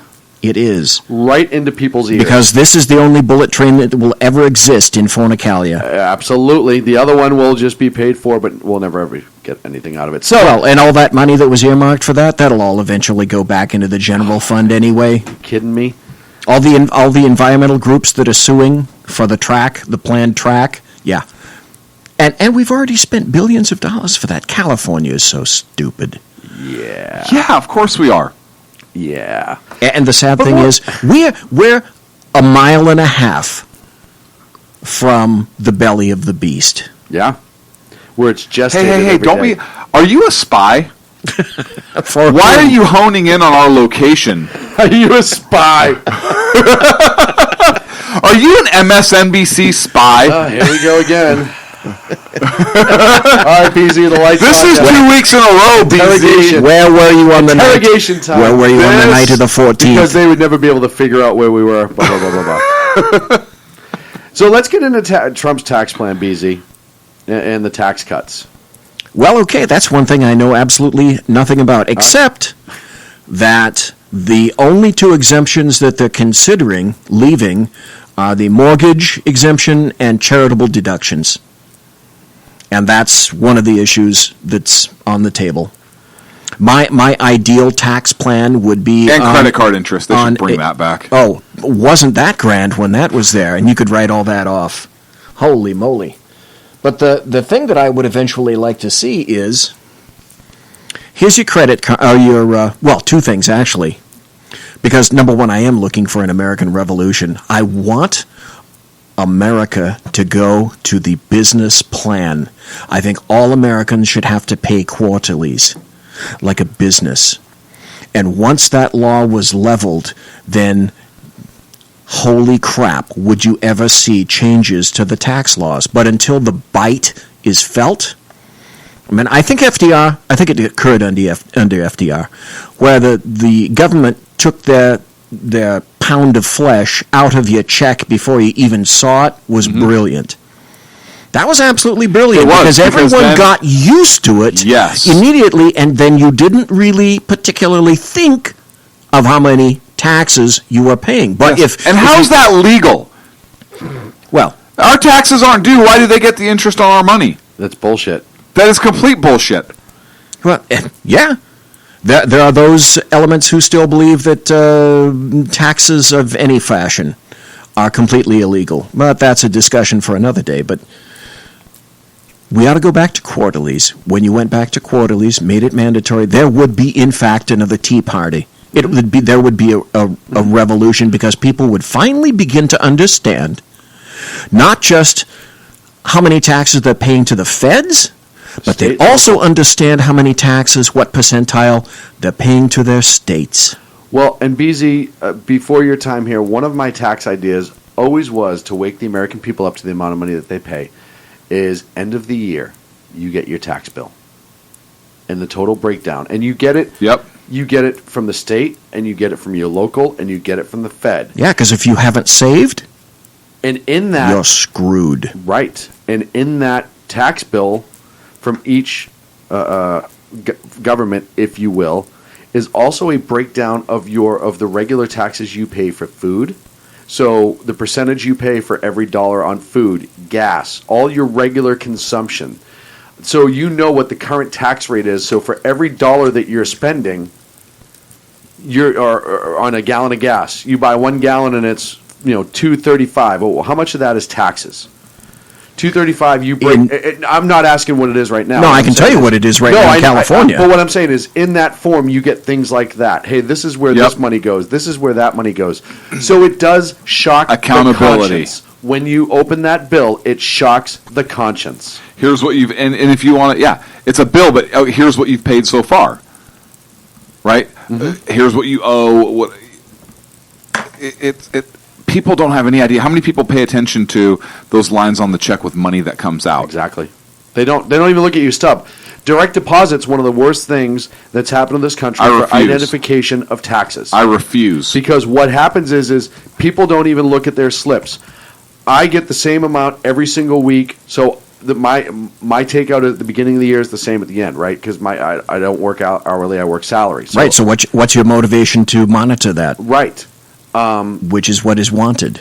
Right, but if more so if you're an hourly employee, I think it hurts you even harder, right? Because you work all that overtime that 1 week, and you work 60 hours, and you're getting paid time and a half, and then you don't realize the higher rate you get taxed at for that. If I'll tell you right now, I've received one bonus in my adult life working private sector, and 57% of that went to the government. That was. I remember when that was. Yeah. And I remember how pissed you were. Yeah. And rightfully so. It's absolutely ridiculous. That's why I didn't work overtime. Quick story. A long time ago in a galaxy far, far away, I was working in the jails of the department that I used to work for before I retired. And I worked every bit of overtime I could. This is in the early 80s, 81, 82, right around in there. So you're making $81, $82. The first year that I was working in corrections, I made $110,000 in 1981 dollars. Good year. I made more money than the sheriff. I made more money than the sheriff and the chief combined. And I got taxed at about 70%. And after that, after getting screwed and then being presented with a tax bill at the end of that year, I never worked another bit of overtime again for the department. Well, I worked some, but I never worked off duty, and I never went for all the free shifts that I could. It's absolutely ridiculous. Now, I think Trump wants to make it, 15%? We're paying $35 for business, and I think he wants to bring it to 25, and 15%. I'm all for that. I'm all for a postcard. You made X number of dollars this year. 10% of that, 15%. You guys figure it out. Send it in. I would much rather. Hey, 10%. You made $2,000. You owe us 10%. You made $200 million. You owe us 10%. The rich guy is still going to be paying a shit ton of taxes. But here's the thing. People are saying that's not fair. How is it not fair? How is that not fair? I think it's absolutely fair. Here's another interesting thing while peeking around for the tax thing. The Democrats want a VAT now. So they're going to be negotiating for a value-added tax, which is what Europe has. Yes, very socialist way approach. Listen, I'm a big... Okay, then leave our income taxes alone. I'm a big flat tax or fair tax. Yeah, exactly, but no, that's not what they're going to do. They want a VAT on top of what you pay right now. Of course they do. But there has to be some negotiation, right? Oh, first of all, they don't have the votes to do jack shit, but... listen. Hey, you know what? Let's go to a straight consumption tax. Yeah. Oh, well, that's what I said. You fair tax, flat tax, I'm okay with. Yeah. Right? The idea, I want to see the final plan before anything gets approved. Yeah. I have no problem with the higher luxury tax. Like you said, a consumption tax. Hey, you want that $1 million yacht? God bless you. But yeah, it's going to cost you a little bit more. Homes, food, cars, anything like that does not fall under it because you could argue that you need that to make the money. It's a write-off, if anything, right? Yeah. Your car should be a write-off. If you can prove you drive it to work every day, why should you not be able to write it off? Right? Yeah. Things like that. It's just fucking disgusting. And they take it away every chance they get.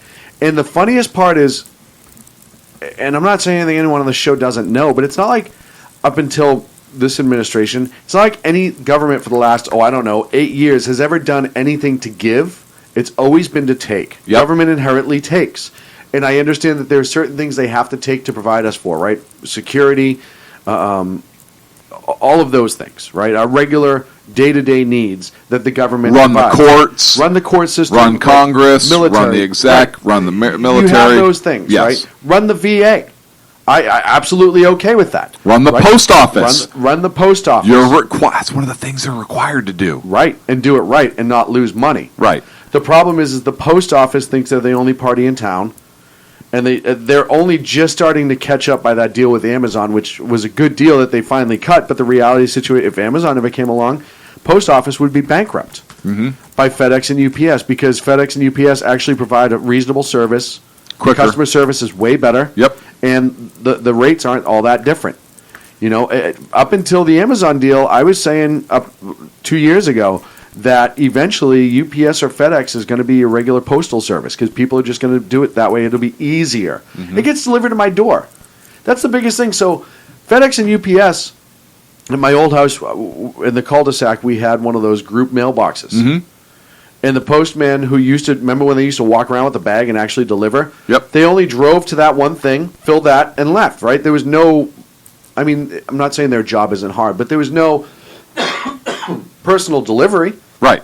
I had to get up in the pouring rain and go get it.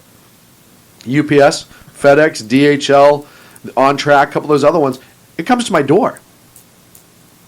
It comes to my door. So for the same amount of money, essentially, or cheaper. And so when you start, and I talk about this with water, when you're the federal government, when you start getting into competition, you have to respond. And they have not responded.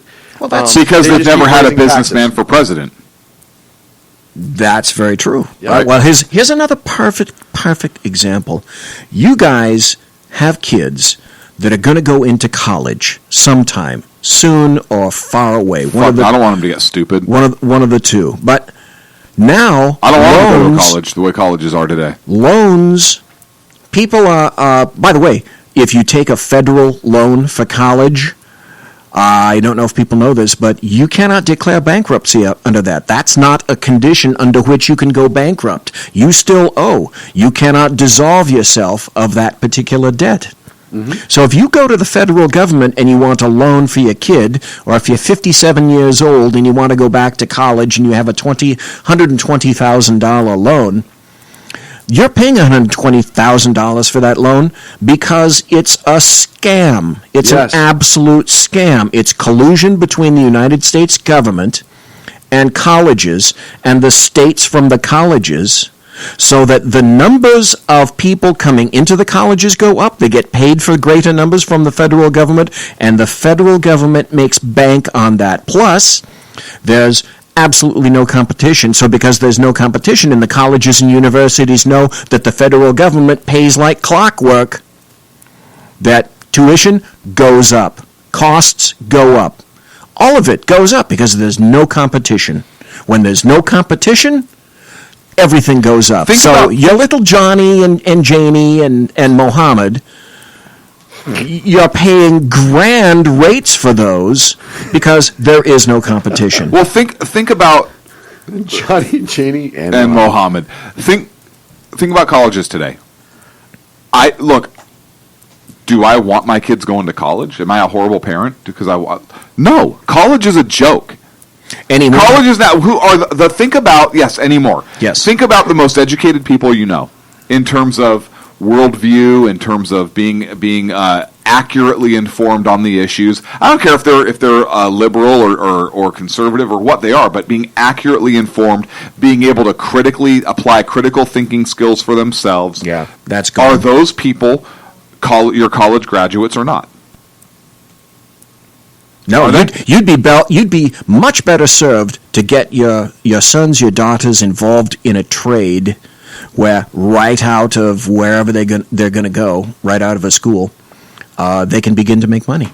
Yes. Because inherently now you're going to make a lot more money being an HVAC individual than you are being a barista at Starbucks because you have an intramural underwater basket weaving degree. I'll tell you right now, I went to a vocational school in high school, and it wasn't because I was a bad kid. It was actually sought after where I grew up. It was Northeast Regional Vocational High School, and I took a carpentry degree. They used to be extremely attractive. And I graduated with 2 degrees, right, or 2 diplomas. One in basic carpentry, which was good enough to get into a union at the time if you wanted to, and the other one was my standard high school diploma.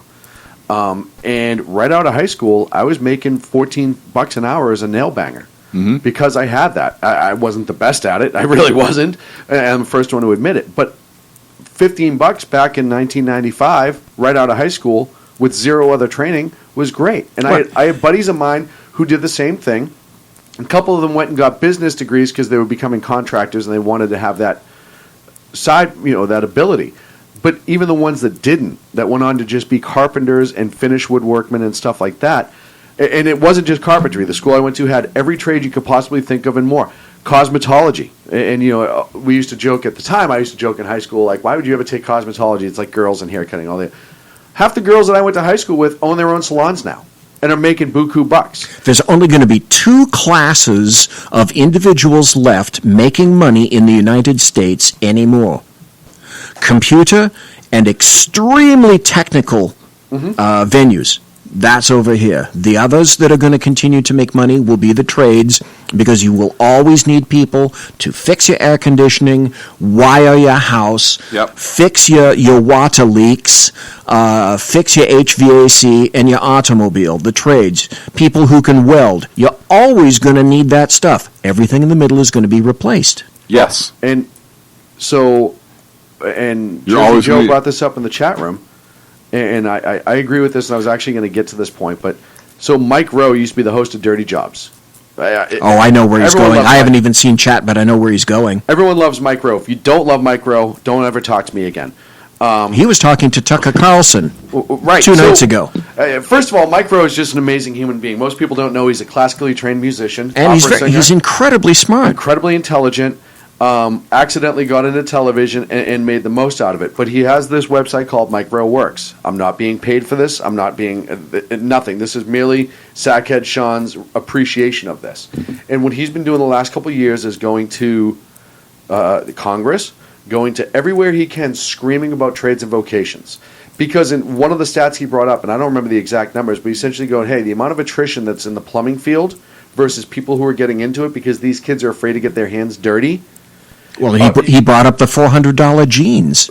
You can buy $400 jeans now through Nordstrom's that make you look like you worked, like you just got off the job and they're stained with mud and whatnot. But one of the things that he makes as a great point is we're going to be out of plumbers faster than we can replace them because less kids are doing the work. Oh, hell yeah. And at some point, you're going to be waiting 2 weeks for a plumber, 3 weeks, it doesn't matter what water's flowing where, and it's going to cost you thousands of dollars now. And he also, like Joe just pointed out, through Mike Rowe Works, he gives out scholarships to trade schools, all that shit.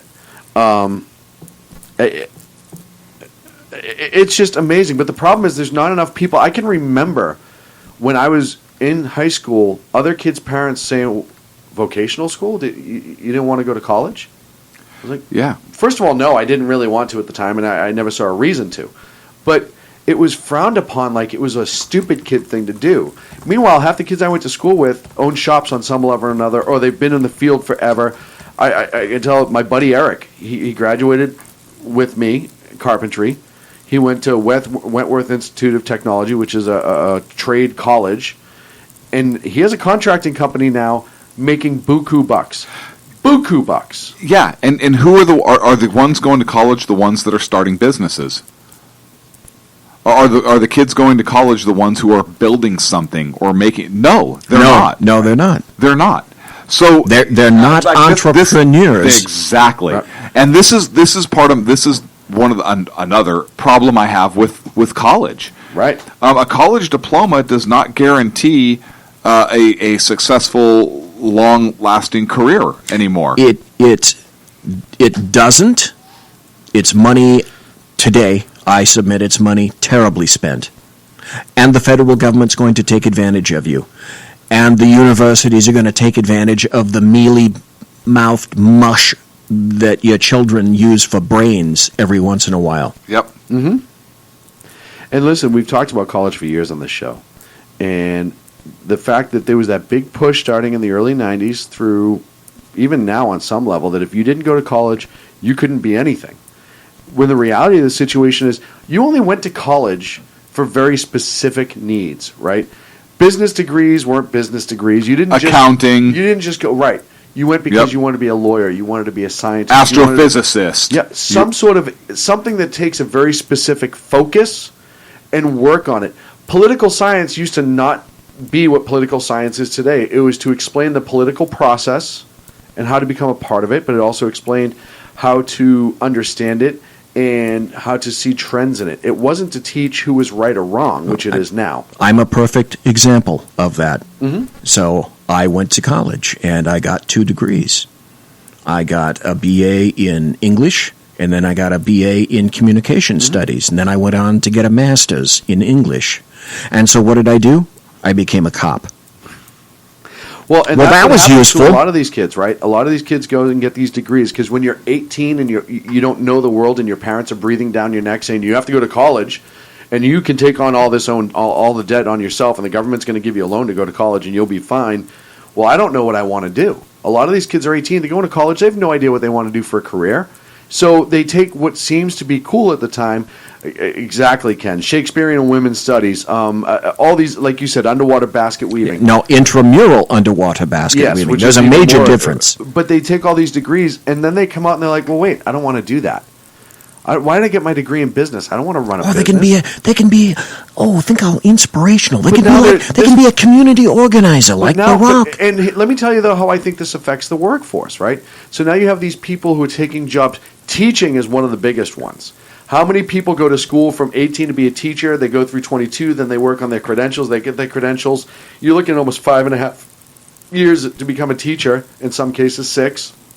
And all of a sudden they get in the classroom and they realize That job sucks. This is terrible. This sucks. Except for college. But what happens then is you don't have people motivated in those positions to enhance that position, right? You have that guy who's in a business degree who, instead of going with a job that maybe if he waited till he was 22 to go to college, he would have been much more effective at and could have made better changes in this world, right? Positive, that discovery, the scientist, the inventor, whatever. I wish they'd do a college course on invention. True, like, throw all the other bullshit aside, but how to develop inventions, like the different types, and not just like, hey, I know they have discoveries in all the colleges for different, but literally, we are in a Here's how you create pause. something. Yeah. Right? We're at a technological pause in this world. We have little advances, but we haven't gone anywhere in the last 10 years. The thing with that, Shaun, is I think by the time they get to college, it's too late to teach that. I think that needs to be taught in the elementary and perhaps even the junior high level. You know, entrepreneurial spirit. All that stuff. That's why I love when I hear about like robotics classes and stuff like that. Yes. That you're starting to see in these middle school and elementary schools and all of those different types of things. Not just listen. If you have a kid in school and you get all these flyers from a public school, it's all about like fun day and family day and all this other stuff. That's all well and good, but where's the challenge? Where's the science fair? Where's the science fair? Right? Where's all the challenging stuff? Doesn't Where's this beg another huge question? I've said this for quite some time now. Then why are we allowing any form of immigration into this country? Because they're going to go on the welfare nipple. Period. Are we inviting... these are all computer programmers, I'm sure, that are coming in from Syria, right? All Muslims are computer programmers, because that's what we can use. Aerodynamic majors. Right, exactly. Right. They're all physicians. Right. And that's what every Mexican is that comes from Mexico and South America. They actually are pharmacists, a lot of the Mexicans. A lot of them are pharmacists, because in California, marijuana is medicinal. So that's true. But guys, what we're doing is we're inviting an entire underclass that will never get those jobs back, that would customarily be pushing the cheeseburger icon at McDonald's, and soon they won't even be able to do that. Yep. So what are they going to do? How are they going to live? You and me, the American taxpayer, in the state and also at the federal government, they're going to be on the dole. Okay. Look, I want to bring something up that I wanted to touch on right here. The UN actually issued a warning to the United States. Oh, what do we get a warning for now? This is adorable. If Obamacare is repealed, that's going to violate international law, and we're going to be in trouble. Perfect. I have a really. This is like my neighbor sending me, like, putting a note on my door that says, "Hey, your light at night is too bright." Oh, okay. Yeah. Well, okay. Then you put up the wall. Right. So your problem, not mine. And what's even worse is I automatically want to defy the UN just at face value. Exactly. Like, no matter what they said, if they were like, hey, you know what? Your puppies are too cute, I'd be like, all right, we got to get rid of fucking puppies. Right. Like, just to all puppies. All puppies have to go. We'll ship them to Mexico. That's a human rights violation if we get rid of Obamacare. Hey, fuck you and get out of New York. Yeah. Exactly. And then drop the mic. Yeah. And stand out front with the military. Be like, hey, if you don't get the fuck out of our country. And you know what? I have to admit, and I know I've said this before, but Nikki Haley is doing a bang-up job at the UN. Condos. She is. Oh, no, VA hospital. The world's biggest VA hospital. I say that about the UN all the time. World's biggest VA hospital, free flights in. We'll have hotels built right into it. It's a huge building. I'm liking it. Our service members can go and get the proper treatment that they need in a state-of-the-art facility, and I would be happy as a taxpayer to put as much money into that as we needed to make that happen. But I'd pull the fucking building down with a statue in its place to say, this here stood the biggest mistake the United States ever got involved in. We're never going to do this again. Yeah. Wow, that's harsh and judgmental. And again, BZ, since you're such a UN lover, I'm wondering why you're here spying on us. I love the UN. You do love the UN. You do. I love it. Your bumper sticker that says, I love the UN. That's right. And coexist. And Obama is handsome. The two, I couldn't believe you had those two. And then the coexist and the one. coexist That's my favorite one. Our little spy. Absolutely true. Our little spy. What's the yellow equal sign mean? Folks, we're yeah. Folks, it's been 2 hours. That's it for the Sackheads Radio Show. No! Yes. Holy moly. Next Wednesday. I won't be. Yeah, screw you. Really? Where are you BZ going? and I, it doesn't matter. Doesn't matter. Nobody even misses him when he's Nobody gone, knows so that. who cares? He It's won't call. no big deal. I won't be BZ here. and I will be So back. you're really not here next week? Or Really the not week here. after. I'm not lying. I'm not lying. Wow. Yeah, no, I'm gone. Okay. BZ and I will be back for the next 2 weeks, 8 p.m. Pacific, 11 on the East Okay. Coast. Make sure you check out all the great shows in the SHR Media Network. Hey, my Our show good tomorrow friend night. Jersey Joe, the Reverb Common Sense. Check him out. The Exceptional Conservative. Hey, my show tomorrow night. And yes, the Bloviating Zeppelin. This time slot tomorrow evening. He will be here, large and in charge, and not being harassed by us whippersnappers. We will see you next week. Thank you for chilling out with the Sackheads. The best late-night conservative talk show in America, Sackheads Radio. And listen, there are no people better on the air to give you the best in conservative talk than Sackhead Shaun and Sackhead Clint. And we're working on immigration papers for a certain other guy who happens to work there too. For those who are tuning in around the world to the best in late-night conservative talk, Sackheads Radio. Sack news. Sack news. Radio. Sack news. Sack news.